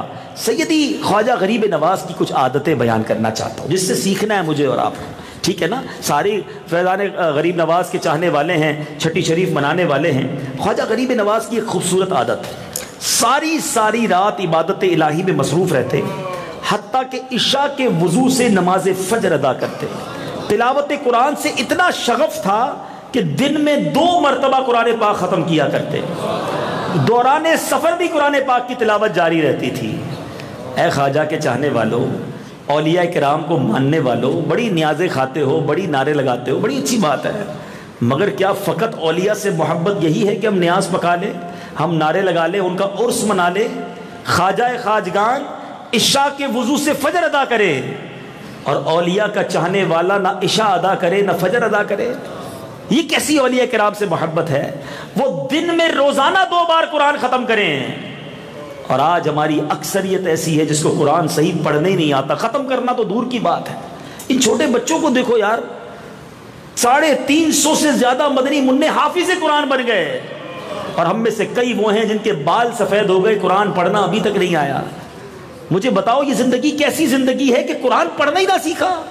ہم سے حساب کتاب کروا لیں، ہماری مارکیٹ کے بارے میں پوچھ لیں، ہمارے کاروبار کے بارے میں پوچھ لیں، دنیا میں کیا ہو رہا ہے، سیاست پر گفتگو کرواؤ تو رات چھوٹی پڑ جاتی ہے، اتنی باتیں آتی ہیں، ساری دنیا کے فارمولے آپ کو پتہ ہیں، کرکٹ ٹیم کا اسکور کیا ہے، فٹ بال ٹیم میں کون آگے جا رہا ہے، ساری باتیں پتہ ہیں۔ نہیں سیکھا تو قرآن نہیں سیکھا، اور کہتے ہو اولیاء کا چاہنے والا، خواجہ کا غلام، پنجتن کا غلام۔ سوچو نا، امام حسین سے کون محبت نہیں کرتا؟ مگر تلاوت ہو تو ایسی ہو، عبادت ہو تو ایسی ہو، سر شبیر تو نیزے پہ بھی قرآن سناتا ہے۔ امام حسین کا سر اقدس نیزے پہ تلاوت قرآن کرے، اور آج ان کا غلام چاہت پڑھنے والا، غلام کہلانے والا تلاوت کرنا ہی نہ جانے۔ اچھا جس کو آتا بھی ہے پڑھتا کتنا ہے؟ خود سوچئے نا، کتنے دن ہو گئے قرآن کو ہاتھ نہیں لگایا؟ ذرا اپنا ٹیسٹ کرو، تو اب چیک کرو گے تو شاید فیس بک آدھا گھنٹہ پہلے 1 گھنٹہ پہلے آن لائن ہوئی تھی، واٹس ایپ شاید ابھی بھی آن لائن ہوگا، ٹویٹر 1 دن پہلے یہ بھی آن لائن ہوا تھا، ای میل 2-4 گھنٹے پہلے وہ بھی چیک کی تھی، یہ سارے آن لائن روزانہ ہو رہے ہیں۔ قرآن پچھلے رمضان میں آن لائن کیا تھا، اس کے بعد ٹائم نہیں ملا۔ یہ ہے قرآن سے تعلق۔ یاد رکھو میرے میٹھے اسلامی بھائیوں، میرے نوجوانوں جو سارا دن سوشل میڈیا پر گزارتے ہو، یہ سارے سافٹ ویئر جب تم قبر میں جاؤ گے سب کا آف لائن ہو جاتا ہے۔ کبھی کسی مرحوم کا واٹس ایپ چیک کرنا، جب سے انتقال ہوا ہوگا لکھا ہوا آ جائے گا اتنے سال ہو گئے آن لائن نہیں ہوا، اتنے سال ہو گئے اس کا فیس بک کا پیج آف لائن ہے، کیونکہ بندہ چلا گیا۔ تمہارے سارے سافٹ ویئر جب تم قبر میں جاؤ گے آف لائن ہو جائیں گے۔ اگر قرآن کو ساتھ رکھا تو قرآن قبر میں بھی آن لائن ہوگا، قرآن قبر میں بھی کام آئے گا۔ احادیث کا مضمون ہے، قبر میں جانے کے بعد قرآن رب سے شفاعت کرتا ہے، اللہ سے سفارش کرتا ہے، مولا اس کو بخش دے، اس نے مجھے تھاما تھا۔ سورہ ملک کے بارے میں آتا ہے، جو روزانہ رات سورہ ملک پڑھے، یہ سورہ ملک قبر میں اس کی ساتھی بن جائے گی، عذاب سے اس کو بچائے گی۔ خواجہ کے چاہنے والوں، میرے خواجہ دن میں 2 بار قرآن ختم کرتے تھے۔ ہم 2 بار قرآن دیکھ تو لیں یار، کیا ایسا بھی پاسبل نہیں کہ میری آنکھیں قرآن جب تک نہ دیکھیں؟ آج ایک نیت کر کے جاؤ، ان مدنی منوں کو دیکھ کر مجھے اور آپ کو شرم آنی چاہیے۔ ان کی صبح ہوتی ہے قرآن پڑھتے پڑھتے، ان کی رات ہوتی ہے قرآن پڑھتے پڑھتے، اور میں بوڑھا ہو گیا، میں اللہ کا کلام نہیں پڑھتا، مجھے اللہ کا کلام پڑھنے نہیں آتا۔ سوچو اپنے بارے میں۔ آج ایک نیت کر کے جاؤ، حفظ قرآن کی یہ محفل ہے، یکم رجب المرجب ہے، اللہ کو راضی کر کے جاؤ۔ ایک ایسی نیت کر کے جانا ہے کہ میں آرام نہیں کروں گا، روزانہ بستر پر نہیں جاؤں گا اس وقت تک جب تک میری آنکھ کچھ قرآن نہ دیکھ لے، میں اس وقت تک بستر پہ نہیں جاؤں گا جب تک میرا کان کچھ قرآن نہ سن لے، میری زبان کچھ قرآن کی تلاوت نہ کر لے۔ اور امیر اہل سنت کمال کی ہستی ہیں، اتنا آسان اتنا سہل فارمولہ دے دیا مدنی انعامات میں کہ کیا آپ نے آج کم از کم قرآن پاک کی 3 آیتوں کی تلاوت، کم از کم 3 آیتوں کی تلاوت، اس کا ترجمہ اور تفسیر پڑھ لی؟ 24 گھنٹوں میں 3 آیتیں پڑھنے کا ٹائم نہیں ہے۔ نیت کریں انشاءاللہ روزانہ قرآن پاک پڑھیں گے انشاءاللہ۔ آج کے بعد کوئی نماز قضا نہیں ہوگی۔ مزید سنو، خواجہ غریب نواز رحمت اللہ تعالی علیہ کا انداز، اتنے بڑے اللہ کے ولی ہیں، اب تو لاکھوں چاہنے والے ہو گئے تھے، مگر پڑوسیوں کا کیسا خیال تھا۔ آپ رحمت اللہ تعالی علیہ کے بارے میں آتا ہے کہ جب آپ کے کسی پڑوسی کا انتقال ہوتا نا تو جنازے کے ساتھ جاتے، اس کی تدفین کے بعد جب لوگ واپس آ جاتے آپ تنہا قبر پر بیٹھ جاتے، اس کے لیے استغفار کرتے، نجات کی دعا کرتے، ان کے اہل خانہ کو صبر کی تلقین کرتے، تسلی دیتے تھے۔ یہ خواجہ خواجگان کا انداز تھا۔ اور آج پڑوسیوں کے بارے میں ہمارا کیا انداز ہے؟ آپ کو پتہ ہے اسلام میں پڑوسیوں کی کتنی حقیقت، کتنی اہمیت ہے؟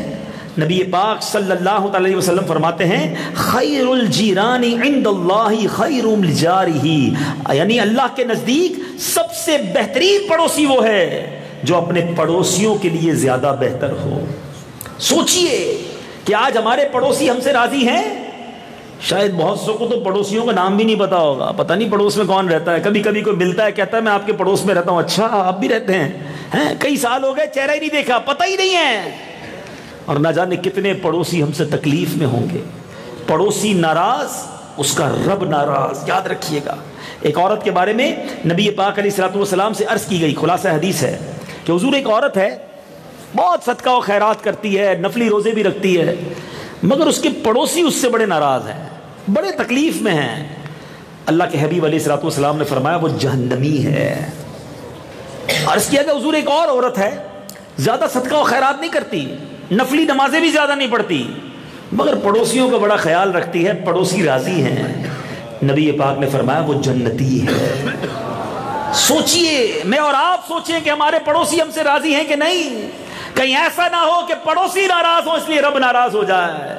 اے خواجہ کے چاہنے والوں، سیرت خواجہ کا ایک اور مدنی پھول آپ کی طرف بڑھا رہا ہوں کہ اپنے پڑوسیوں کو خوش رکھیے۔ روایتوں کا مضمون ہے شوربہ بناؤ تو گھر میں کھانا بناؤ تو شوربہ زیادہ کر لو تاکہ پڑوسیوں کو بھی کچھ بھجوا دیا کرو۔ اگر آپ کبھی مہنگا کھانا کھاتے ہیں اور آپ کے پڑوسی غریب ہیں، اول تو ہونا یہ چاہیے کہ انہیں پہنچا دیں، اور اگر آپ نہیں پہنچا سکتے تو اس کے ریپر، اس کی تھیلیاں، اس کے ڈبے گھر کے باہر نہ رکھا کرو۔ کہیں غریب پڑوسی کا بچہ ماں باپ کو نہ کہتا ہو ابو جان برابر میں برگر آیا ہے، پیزا آیا ہے، دیکھو اتنا مہنگا فروٹ منگوایا ہے، ہمیں بھی منگوا کر دو، اور کہیں اس کے بچے رات روتے نہ گزاریں، حسرت میں نہ گزاریں۔ ایسا کام نہ کرنا میرے میٹھے اسلامی بھائیوں۔ ایک بار نبی پاک علیہ الصلوۃ والسلام نے صحابہ کرام کے سامنے پڑوسی کے حقوق بیان کرنے شروع کیے۔ صحابی کہتے ہیں اتنے حق بیان کیے، اتنی حقوق کے بارے میں بیان فرمایا کہ ہمیں لگا کہ کہیں نبی پاک وراثت میں حصہ بھی پڑوسی کا شامل نہ کر دیں، اتنا حق ہے پڑوسی کا۔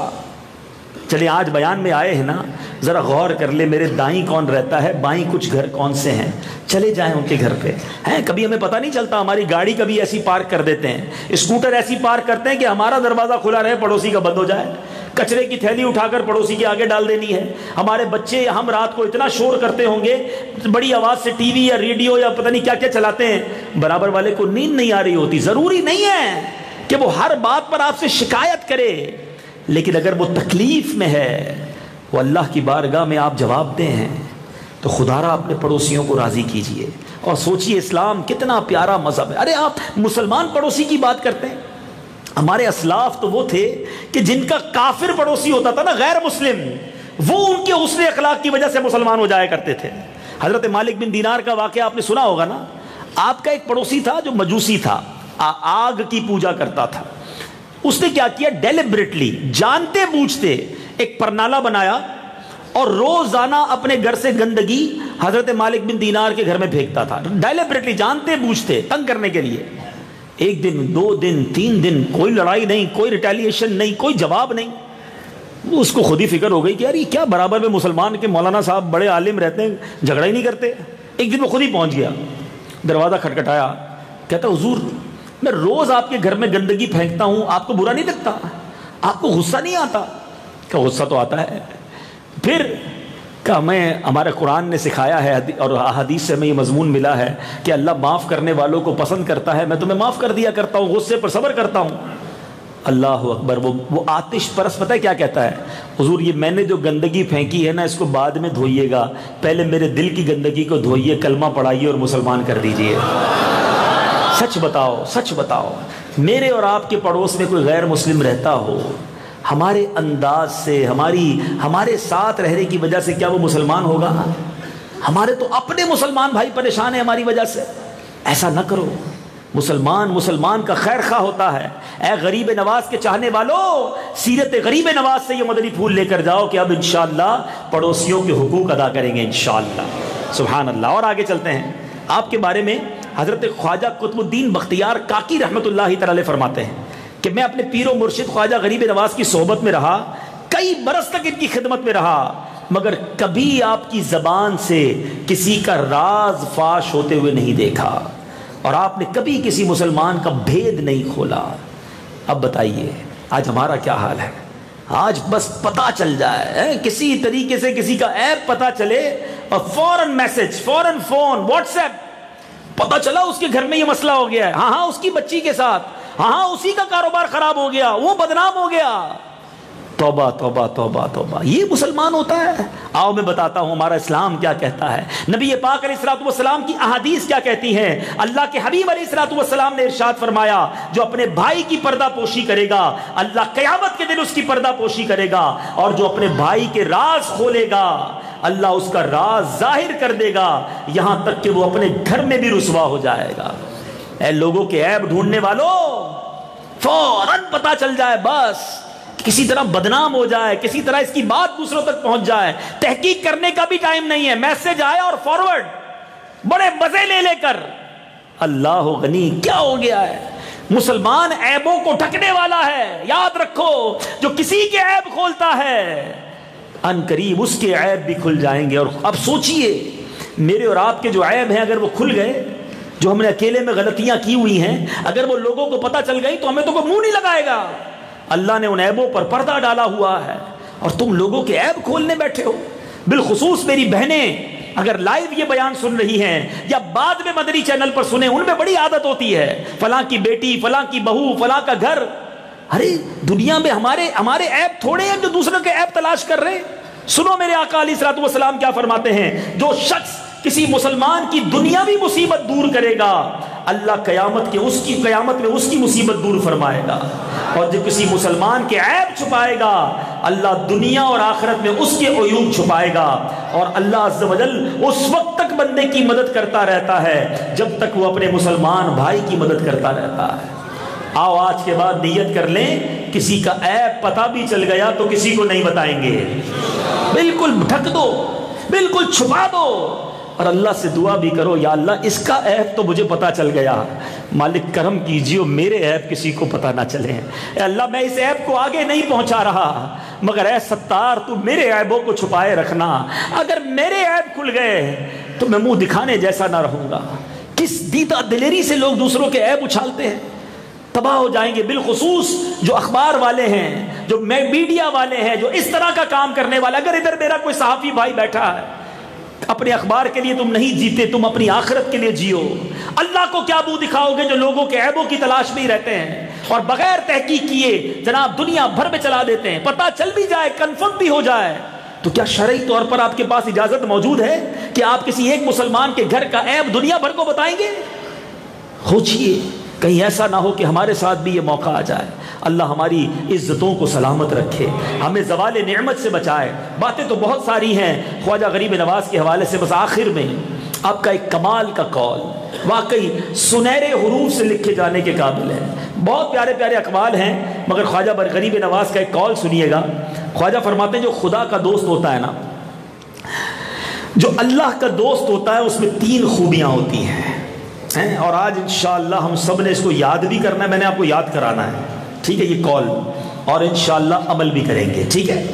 سنیے، فرماتے 3 خوبیاں ہوتی ہیں جو اللہ کا دوست ہوتا ہے. فرماتے سخاوت دریا جیسی، شفقت آفتاب جیسی، اور عاجزی زمین جیسی. ٹھیک ہے، اب ذرا سمجھ لو گے تو مزے کو بھی مزہ آ جائے گا. دل جو ہے نا دریا جیسا، سخاوت جو ہے دریا جیسی، یعنی جب دینا ہے نا، محبت دینی ہے، پیار دینا ہے یا صدقہ خیرات دینا ہے، صرف اپنوں کو نہیں بلکہ دریا سارے رنگوں کو، نالے کے پانی کو بھی اپنے اندر لے لیتا ہے، بارش کے پانی کو بھی اپنے اندر لے لیتا ہے، اور اپنے سب کو لے کے چلتا ہے نا. تو ہم نے بھی انشاءاللہ جب محبت دینی ہے، سلام کرنا ہے، پیار دینا ہے، کوئی چیز بانٹنی ہے، سخاوت کرنی ہے، تو پھر دریا کی طرح دل کر لو. تو دل کیسا ہونا چاہیے؟ دریا جیسا. اب آگے فرمایا شفقت سورج جیسی. سورج کیا کرتا ہے؟ کبھی ایسا تو نہیں ہوتا نا کہ جناب مسلمانوں کو دھوپ دیتا ہے، روشنی دیتا ہے، غیر مسلموں کو نہیں دیتا، کھیتوں کو دیتا ہے، پہاڑوں کو نہیں دیتا. نہیں، سب کو یکساں سورج کی کرنیں ملتی ہیں. بہت بڑے انداز سے شفقت ہوتی ہے. سورج سب کو روشنی دیتا ہے. تو انشاءاللہ ہم بھی محبت اور پیار دیں گے تو سب کو دیں گے، اپنے والوں کو بھی دیں، جس کو نہیں جانتے مسلمان ہیں اس سے بھی پیار سے ملیں۔ تو شفقت کیسی ہونی چاہیے؟ سورج کی طرح، اور عاجزی کیسی؟ زمین جیسی۔ ابھی کس پہ بیٹھے ہیں ہم سارے؟ پیروں تلے ہے نا زمین، بچھ گئی نا، زمین بچھی ہوئی رہتی ہے، لوگ اس کے اوپر چلتے ہیں، تکبر نہیں ہے۔ اگر واقعی اپنے آپ کو زمین کی طرح بنا لو نا، بچھ جاؤ کہ دانا خاک میں مل کر گلے گلزار ہوتا ہے۔ انسان بچھ جائے اللہ اسے بلندی دے دیتا ہے۔ آپ دیکھ لیجئے پوری دنیا میں جو نیک لوگ عاجزی کے پیکر ہیں وہ سب کے سروں کے تاج بنے ہوئے ہیں۔ جو تکبر کرتا ہے، اکڑ فو دکھاتا ہے، اسے دنیا میں بھی عزت نہیں ملتی ہے۔ اللہ کرے خواجہ غریب نواز کا یہ قول یاد ہو جائے کہ دل ہو، سخاوت ہو تو دریا جیسی، شفقت ہو تو سورج جیسی، اور کاش عاجزی ہو تو زمین جیسی۔ یہ اللہ کے دوست کی 3 علامتیں ہیں۔ اللہ مجھے اور آپ کو ان علامتوں، ان خصلتوں والا بنا دے۔ میرے میٹھے اسلامی بھائیوں، 6 رجب المرجب کو خواجہ خواجگان دنیا سے پردہ فرماتے ہیں، اور سبحان اللہ جب آپ دنیا سے پردہ فرماتے ہیں آپ کی پیشانی پر کیا لکھا ہوا آ جاتا ہے؟ حبیب اللہ ماتا فی حب اللہ، اللہ کے حبیب اللہ کی محبت میں دنیا سے گیا۔ جب تیری یاد میں دنیا سے گیا ہے کوئی، جب تیری یاد میں دنیا سے گیا ہے کوئی، جان لینے کو دلہن بن کے قضا آئی ہے۔ اللہ تربت غریب نواز پر کروڑوں رحمتوں کی بارش نازل فرمائے اور ہمیں بھی فیضان غریب نواز نصیب فرمائے۔ میٹھے اسلامی بھائیوں، بڑا ہی مبارک مہینہ ہمارے درمیان ہے، رجب المرجب میں خوب نیکیاں کرنی ہیں۔ سبحان اللہ، اس مہینے کے بارے میں تو ایسے ایسے فضائل ہیں۔ حضرت عیسیٰ علیہ السلام کا ایک بار ایک بڑے جگمگاتے نورانی پہاڑ پر ہوا۔ جب آپ نے اس پہاڑ کے قریب سے گئے تو دعا کی، یا اللہ اس پہاڑ کو قوت گویائی عطا کر دے۔ وہ پہاڑ بولنے لگ گیا تو کہتا یا روح اللہ مجھ سے کیا چاہتے ہیں؟ آپ نے بتایا کہ اپنے بارے میں بیان کرو۔ پہاڑ کہتا ہے میرے اندر اللہ کا ایک نیک بندہ رہتا ہے۔ حضرت عیسیٰ علیہ السلام نے اللہ سے دعا کی، یا اللہ اس پہاڑ کے اندر جو رہتا ہے میں اس سے ملنا چاہتا ہوں۔ پہاڑ شک ہوا، ایک بڑے نورانی چہرے والے بزرگ آئے، انہوں نے عرض کی کہ میں حضرت موسیٰ علیہ السلام کا امتی ہوں، اس دور سے اس پہاڑ میں ہوں، اور اللہ سے میں نے دعا کی ہوئی ہے کہ مجھے نبی آخر الزمان صلی اللہ تعالیٰ علیہ وسلم کے مبارک اس دور تک زندہ رکھنا، میں ان کی بھی زیارت کروں اور ان کا امتی بننے کا شرف حاصل کروں۔ الحمدللہ میں اس پہاڑ میں 600 سال سے عبادت کر رہا ہوں۔ حضرت عیسیٰ علیہ السلام نے اللہ سے عرض کی، یا اللہ کیا روئے زمین پر کوئی بندہ اس شخص سے بھی زیادہ تیرے نزدیک محترم ہے، بزرگ ہے؟ 600 سال سے عبادت۔ سنو، اللہ فرماتا ہے اے عیسیٰ، امت محمدی صلی اللہ علیہ وسلم میں سے جو ماہ رجب کا ایک روزہ رکھ لے وہ میرے نزدیک اس سے بھی زیادہ عزت والا ہے۔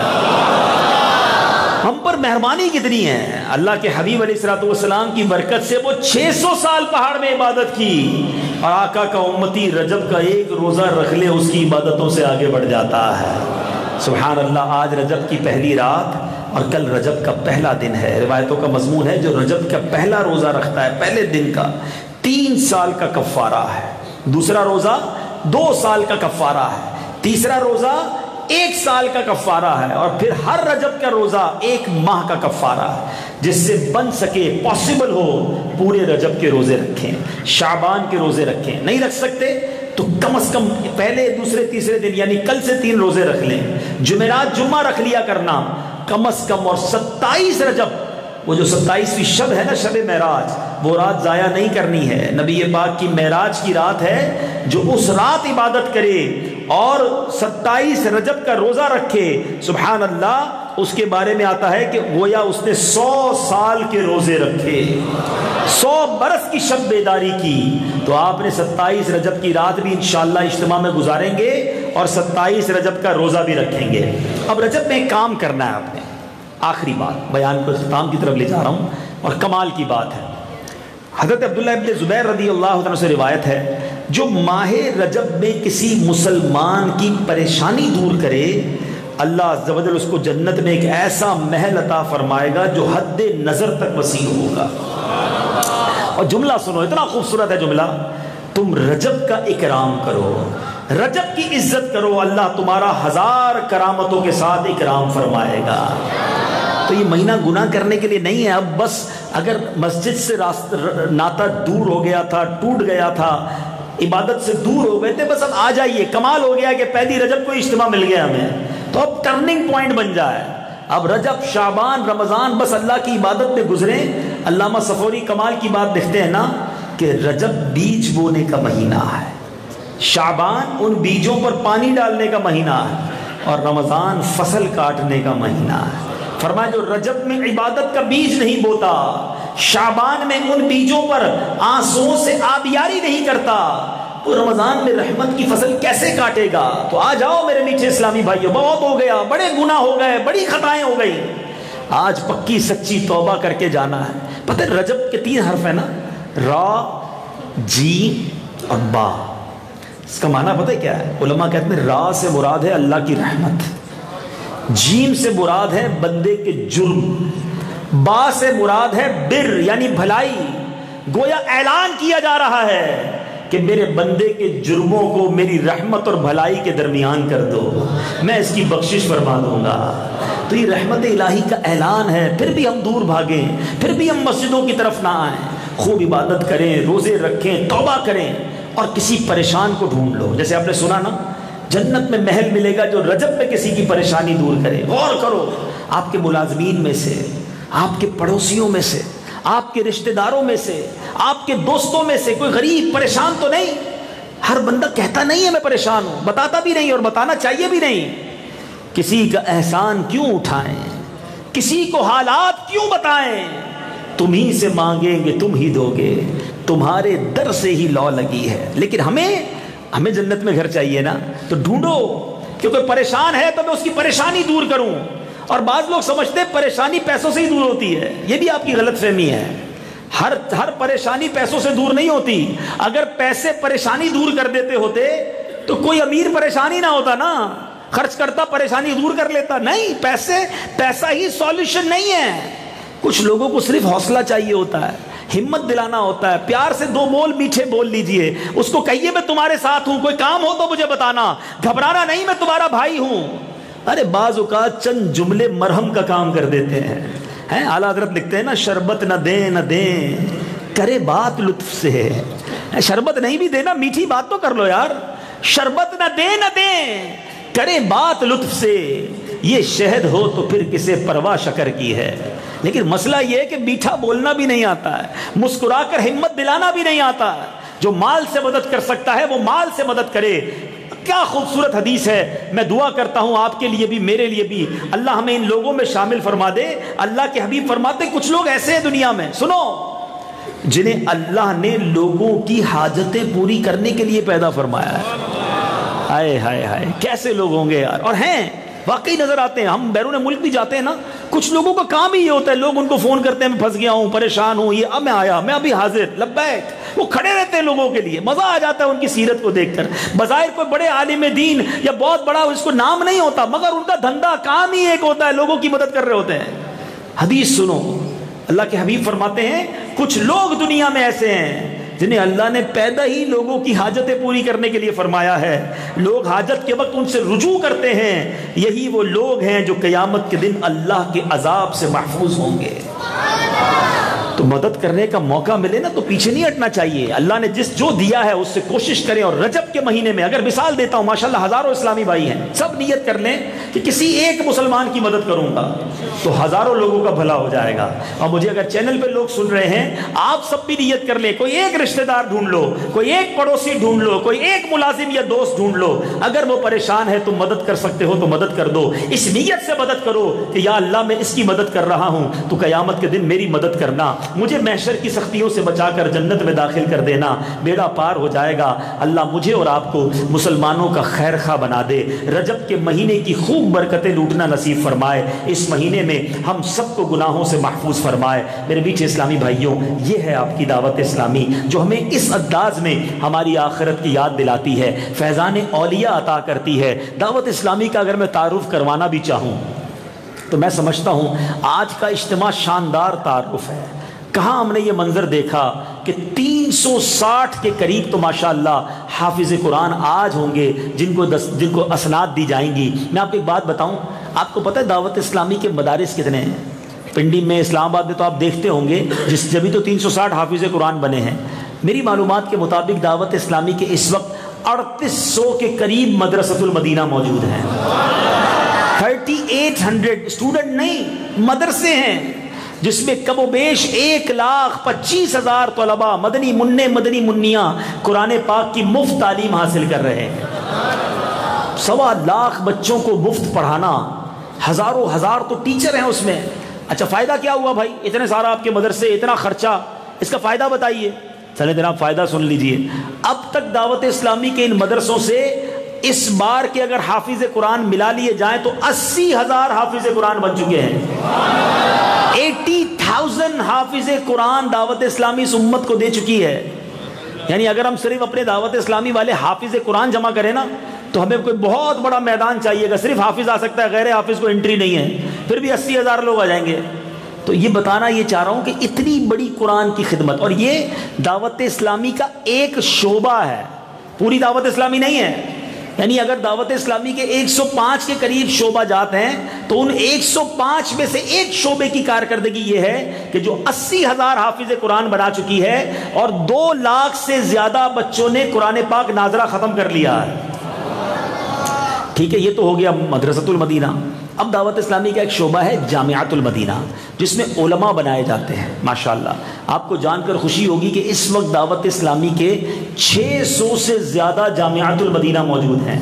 یہ علماء بیٹھے، کبھی ان کے قریب قدموں کو بوسہ دے کر پوچھنا کہ حضور ایک دارالعلوم چلانا آسان ہے یا مشکل ہے، تو یہ آپ کو بتائیں گے کہ ایک دارالعلوم کتنا مشکل ہے چلانا۔ ان کے بچوں کی جناب کھانا پینا، یوٹیلیٹی، اساتذہ کی تنخواہ، سارا نظام، ایک نہیں، 2 نہیں، 600 سے زیادہ جامعۃ المدینہ ملک اور بیرون ملک میں دعوت اسلامی کے قائم ہیں۔ 55,000 سے زیادہ بچے، اسلامی بھائی اور اسلامی بہنیں عالم اور عالمہ بن رہے ہیں، اور ان سے بھی کوئی فیس نہیں لی جاتی۔ اگر آپ ان دونوں کو ملا لیں تو کم و بیش 2 لاکھ اسٹوڈنٹس وہ ہیں جو قرآن پڑھ رہے ہیں اور عالم بن رہے ہیں، اور یہ دعوت اسلامی اس کو لے کر چل رہی ہے۔ اور ابھی بھی یہ 2 باتیں بھی 2 شعبے بنے۔ 105 شعبے بیان کروں گا تو شاید 3 دن چاہیے گا مجھے۔ چلیں ایک شعبہ اور بیان کر دیتا ہوں، کیونکہ اس کو آپ سبھی جانتے ہیں اور اس سے بڑی محبت بھی کرتے ہیں، آپ سب کے گھروں میں موجود ہے۔ وہ کون سا شعبہ ہے؟ کون سا شعبہ ہے؟ ہے کوئی ایسا چینل دنیا میں جس کو دیکھ کر غیر مسلم مسلمان ہو جاتا ہو، شرابی شراب چھوڑ دیتا ہو، ماں باپ کا نافرمان فرما بردار بن جاتا ہو، بے پردہ خاتون دیکھے تو با پردہ بن جاتی ہو، جس کو دیکھ کر خوف خدا میں آنسو بہتے ہوں؟ دنیا میں میڈیا کی تاریخ میں ایسا کوئی چینل نہیں تھا۔ ایک مذہبی تحریک نے شروع کیا، یقین کریں ہمارا ایکسپیرینس بھی نہیں تھا، مگر آج کمال دیکھو کہ میرے پاس الحمدللہ دنیا کے بہت سارے ممالک کی ریٹنگز موجود ہیں کہ پوری دنیا میں سب سے زیادہ اگر کوئی مذہبی چینل دیکھا جاتا ہے تو وہ مدنی چینل ہے۔ 1 منٹ کی ایڈورٹائزمنٹ نہیں ہے، 1 منٹ کی جناب اس میں کوئی میوزک نہیں ہے، تمام باتیں شرعی، 100% اسلامک چینل۔ ہم بھی ایڈورٹائز دے سکتے تھے، لوگ کہتے ہیں یار کیوں خرچہ کرتے ہو، ایڈورٹائز دے دیا کرو۔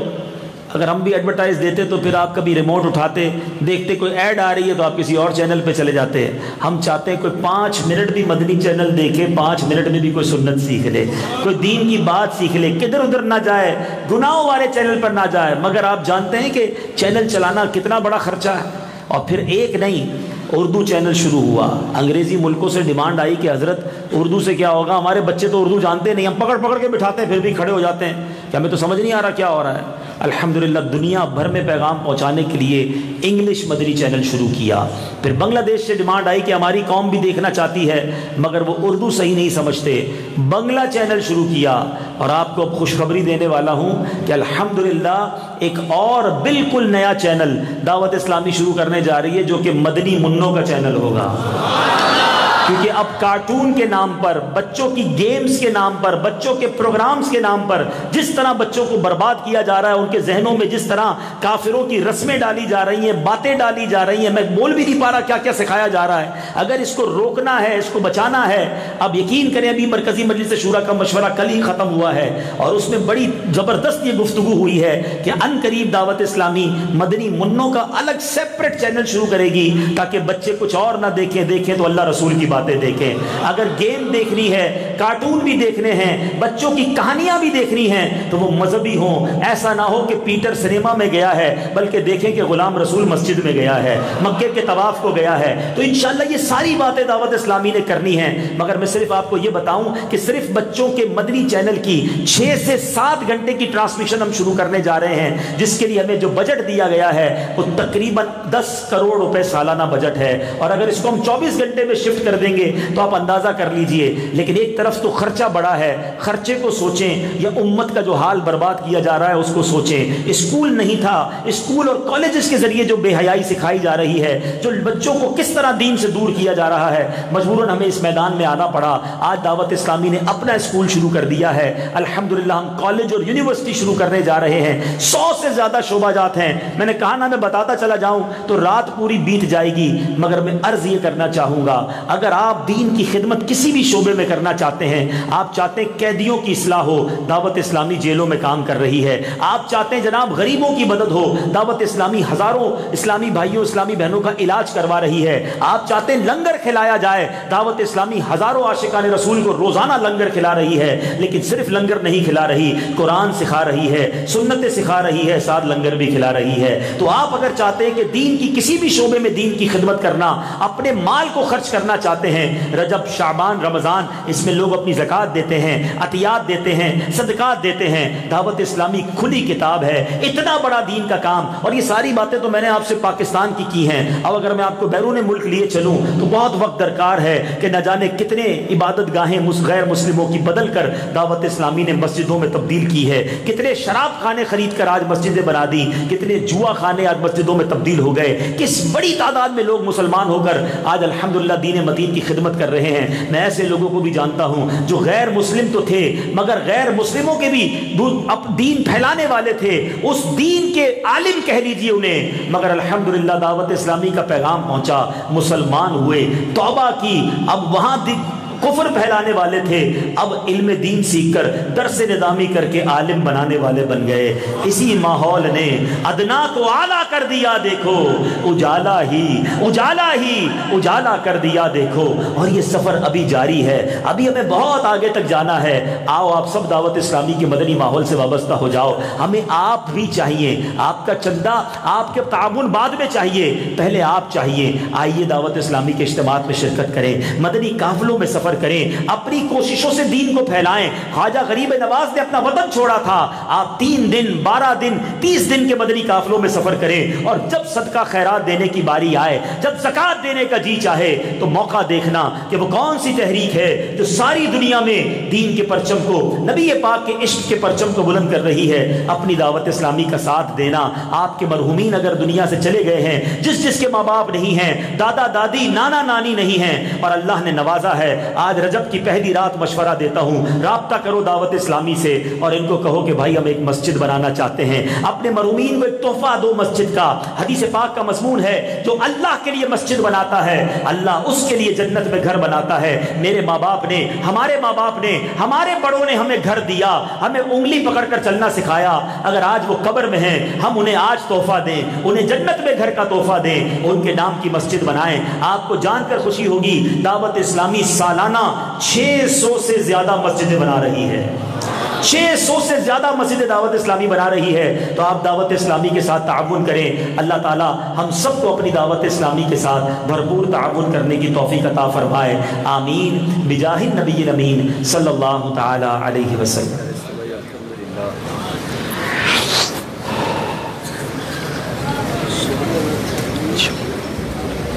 ایسے میں الحمدللہ عز و جل ہماری خوش نصیبی کہ آج دعوت اسلامی کی مرکزی مجلس شورا کا رکن حاجی عبدالحبیب الداری دامت برکاتہ ایک مٹھی پوری موجود ہے. میرے پچھل پہلے سے میں انسان مسلمان کے لیے سب سے قیمتی چیز اس کا ایمان ہے، اور ایمان کی حفاظت کا ایک بہترین ذریعہ کسی پیر کامل کا مرید ہونا بھی ہے. الحمدللہ رکن شورا ہمارے مابین موجود ہیں، اور شیخ طریقت امیر رسول اللہ دعوت برکاتہ عالیہ کی جانب سے انہیں پیران پیر شیخ عبدالقادر جیلانی قدس سرہ النورانی کے سلسلے میں مرید کرنے کی انہیں اجازت بھی ہے. تو میں تمام ہی اسلامی بھائیوں سے گزارش کروں گا کہ جو کسی پیر صاحب کے مرید نہیں ہیں वल्हम्दुलिल्लाह रब्बिल शुरा। अभी हमें अमीर अहले सुन्नत के ज़रिए से इंशाअल्लाह गौसे पाक के मुरीदों में दाखिल फरमाएंगे। हम बैत भी कर लें और ईमान की हिफाजत और सलामती का जो एक ज़रिया है ये भी हमें मिलेगा, और अपने गुनाहों से तौबा भी कर लें। अल्लाह करीम हम सबको ईमान की सलामती नसीब फरमाए। जो इस्लामी भाई मुरीद होना चाहें, मैं जिस तरह कहता, बैठ जाए सारे इस्लामी, काफ़ी इस्लामी खड़े हो गए हैं, बड़ा करम बैठ जाएं। अभी तो इंशाअल्लाह मैंने कहा था ना आज बड़ी रात है, आज तो दुआ की रात है, दुआ किए बगैर कोई ना जाए। मैं तो चाहूँगा इन मदनी मुन्नों की हौसला अफजाई हो, जब इनको सनद दी जाए तो आप सब मिलकर इनकी हौसला अफजाई भी करें और इसको इस मंज़र को देखें। बैठ जाएँ सारे इस्लामी, बैठ जाएँ। जो मुरीद होना चाहें जिस तरह मैं कहता जाऊँ दोहराते जाएँ। बिस्मिल्लाहिर्रहमानिर्रहीम। अस्सलातु वस्सलामु अलैका या रसूल अल्लाह व अला आलिका व अस्हाबिका या हबीब अल्लाह। ला इलाहा इल्लल्लाह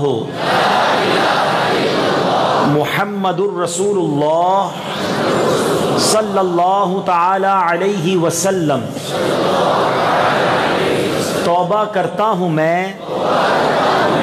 अपने तमाम पिछले गुनाहों से, और वादा करता हूँ मैं कि आइंदा शरीअत पर चलूँगा, बद मज़हबों और बुरे लोगों की सोहबत से बचता रहूँगा, नमाज रोज़े की पाबंदी करता रहूँगा, वालिदैन की नाफरमानी, झूठ, गीबत, चुगली, वादा खिलाफी, गाली गलोच, फिल्में ड्रामे, गाने बाजे, बेपर्दगी वगैरह वगैरह गुनाहों से बचता रहूँगा।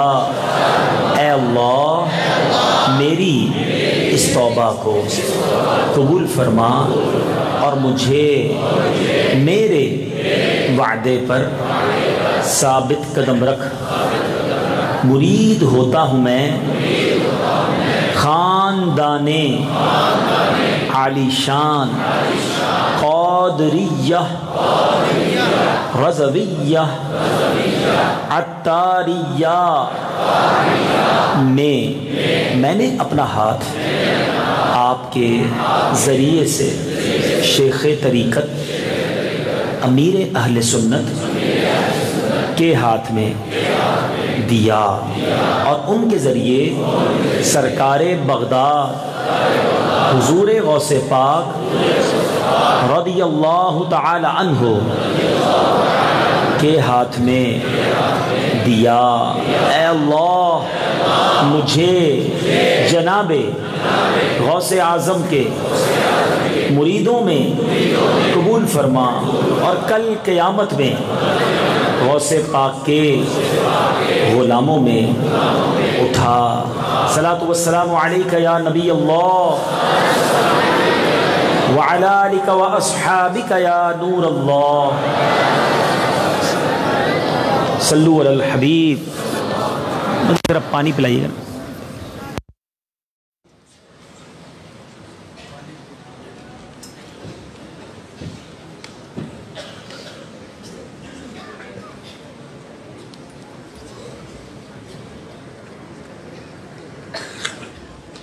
सल्लु अलल हबीब सल्लल्लाहु अलैहि वसल्लम। तमाम इस्लामी भाई तशरीफ़ रखें। बाहर भी स्क्रीन लगी हुई है, इस्लामी भाई बाहर भी तशरीफ़ रखें। अभी इंशाअल्लाह ज़वजल उन खुशनसीब मदनी मुन्नों में असनाद तकसीम की जाएंगी जिन्होंने इस साल दावत इस्लामी के मदरसतुल मदीना से अल्हम्दुलिल्लाह हिफ्ज़ और नाज़िरा मुकम्मल किया है। ये 360 मदनी मुन्ने हैं। तो तमाम इस्लामी भाई तशरीफ़ रखें। इंशाअल्लाह हमारी खुशनसीबी है कि आज रुकने शुरा हाजी अब्दुल हबीब अत्तारी हमारे दरमियान जलवागर हैं, और इनके मुबारक हाथों से इंशाअल्लाह इन मदनी मुन्नों को असनाद दी जाएंगी। तो अभी मदनी मुन्ने आते जाएंगे इंशाअल्लाह। اور یہ اسناد تقسیم ہوتے جائیں گے انشاءاللہ۔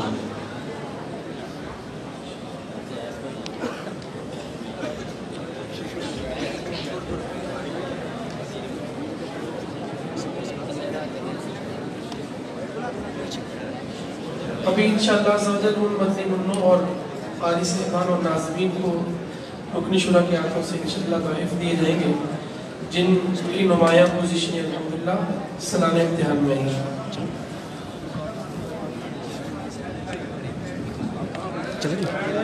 مدرسۃ المدینہ G11 کے مدنی منع واسق بن جاوید اتاری، انہوں نے حفظ میں الحمدللہ نمایاں پوزیشن حاصل کی ہے، 97 نمبر الحمدللہ میں لیے۔ دوسرے نمبر پر مدرسۃ المدینہ اصغر مال کے مدنی منع حیدر علی، انہوں نے بھی 97 نمبر حاصل کی۔ دیکھیں ہم حافظ تو بن نہیں سکے، جو حافظ بن گئے ان کی حوصلہ افزائی تو کر سکتے ہیں نا۔ ذکر اللہ کی اگر نیت کر لے اور زور سے کہیں سبحان اللہ، حدیث پاک کا مضمون ہے جو ایک بار سبحان اللہ کہتا ہے اس کے لیے جنت میں درخت لگا دیا جاتا ہے۔ دیکھیں آپ کھڑے ہو جائیں گے نا تو کئی بیچارے والدین بھی آئے ہیں جب اپنے بچوں کو دیکھنا چاہتے ہیں تو بیٹھ جائیں، سارے صاحب بیٹھ جائیں، بیٹھ کے بھی آپ پکچر بنا سکتے ہیں نا۔ تو جن بچوں کی آج یہ اسناد ہے ان کی فیملی کے لوگ آئے ہیں، انہیں دیکھنے بھی دیں، وہ انشاءاللہ ان کی دل جوئی بھی۔ بیٹھ جائیں، سارے بیٹھ جائیں انشاءاللہ، اور زور سے کیا کہیں گے؟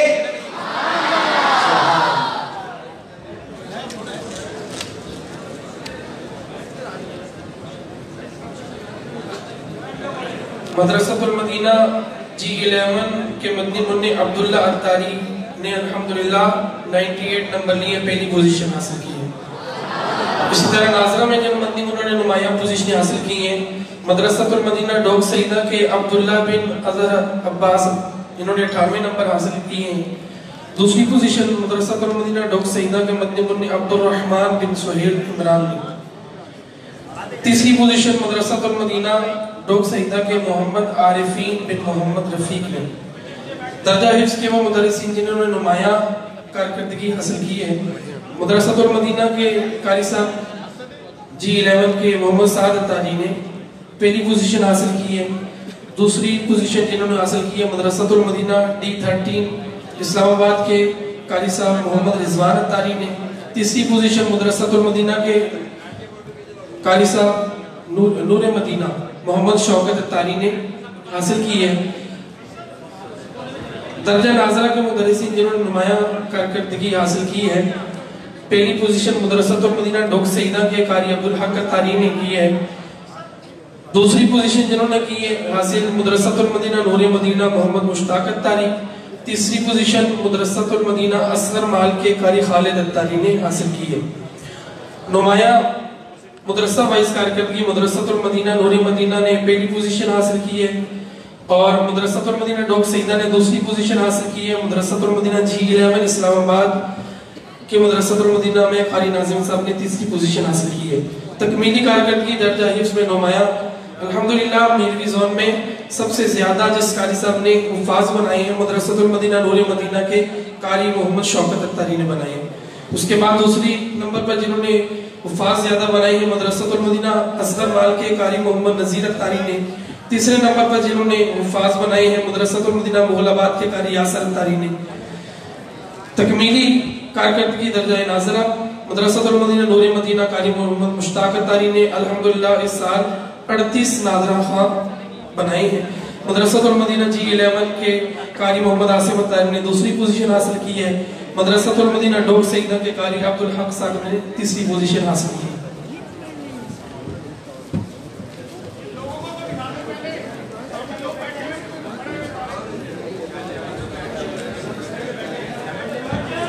اب جو ہے اسناد تقسیم کی جائیں گی، تو سب سے پہلے مدرسۃ المدینہ نور مدینہ کے مدنی منوں کو اسناد دی جائیں گے۔ تمام اسلام بھائی اگر تشریف رکھیں تو آسانی ہوگی سب کے لیے۔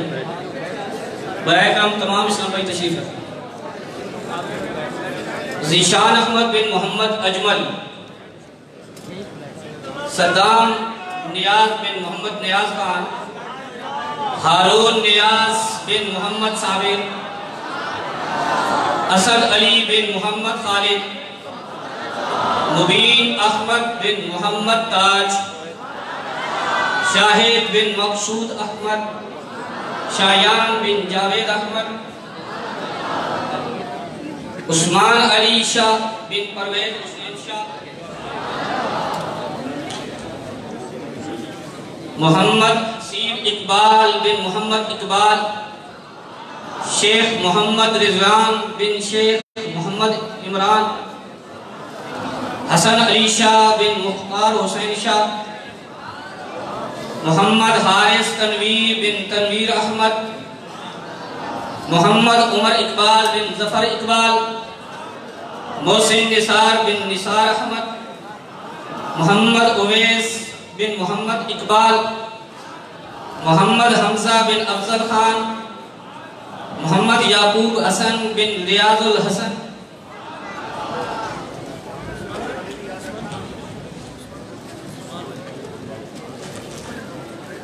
ایاز خان بن مرجان، مزمل علی بن اعظم خان، ظہیر خالد بن خالد محمود، نبی احمد بن تنویر احمد، محمد احسن بن سرفراز احمد، حسن رضا بن الیاس، منیر ندر بن ندر حسین، محمد عرفان بن محمد شمریز، محمد دانش بن محمد اظہر،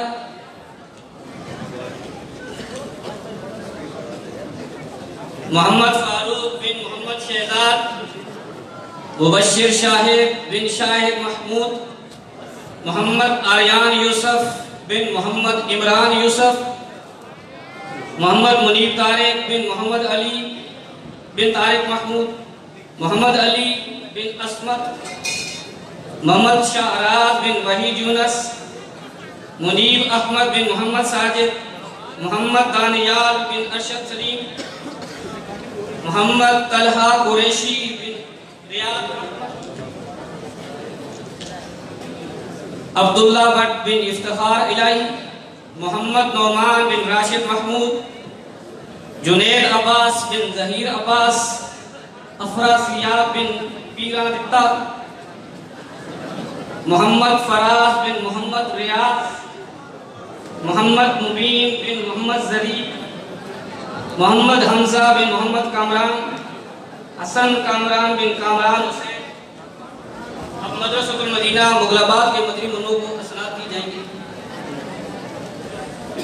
نفیس الرحمن بن ذوالفقار احمد، رضوان احمد بن میر افسر، غازی عباسی بن ممتاز عباسی، عاطف حسین بیلوچ بن عادل حسین، محمد حسان بن حسنات احمد، محمد حسان شیراز بن شیراز خالد،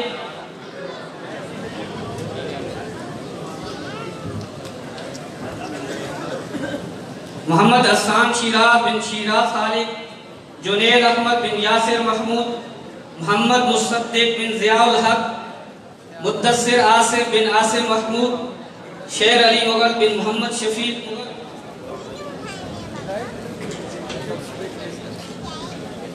رادف محمود بن تصدق حسین، بلال امتیاز بن محمد امتیاز، حیدر سرفراز بن سرفراز احمد، عرفان خان بن نصر اللہ، عبد الحنان بن نوید طاہر، محمد امان بن اکثر محمود، عبد الاحد بن محمد رخسار،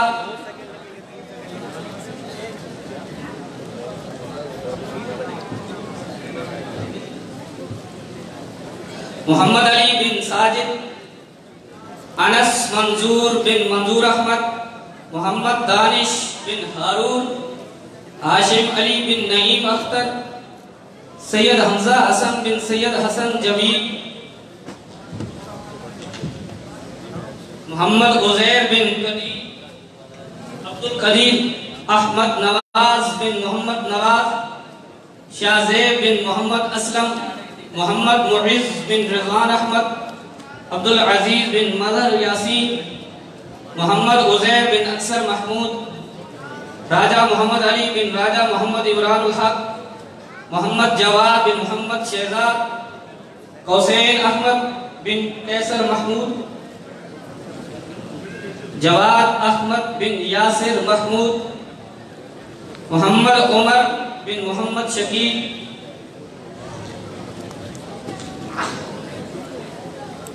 عبداللہ بن اشتیاق علی، دانیال علی بن اورنگزیب اصغر، محمد طیب بن عبد القیوم۔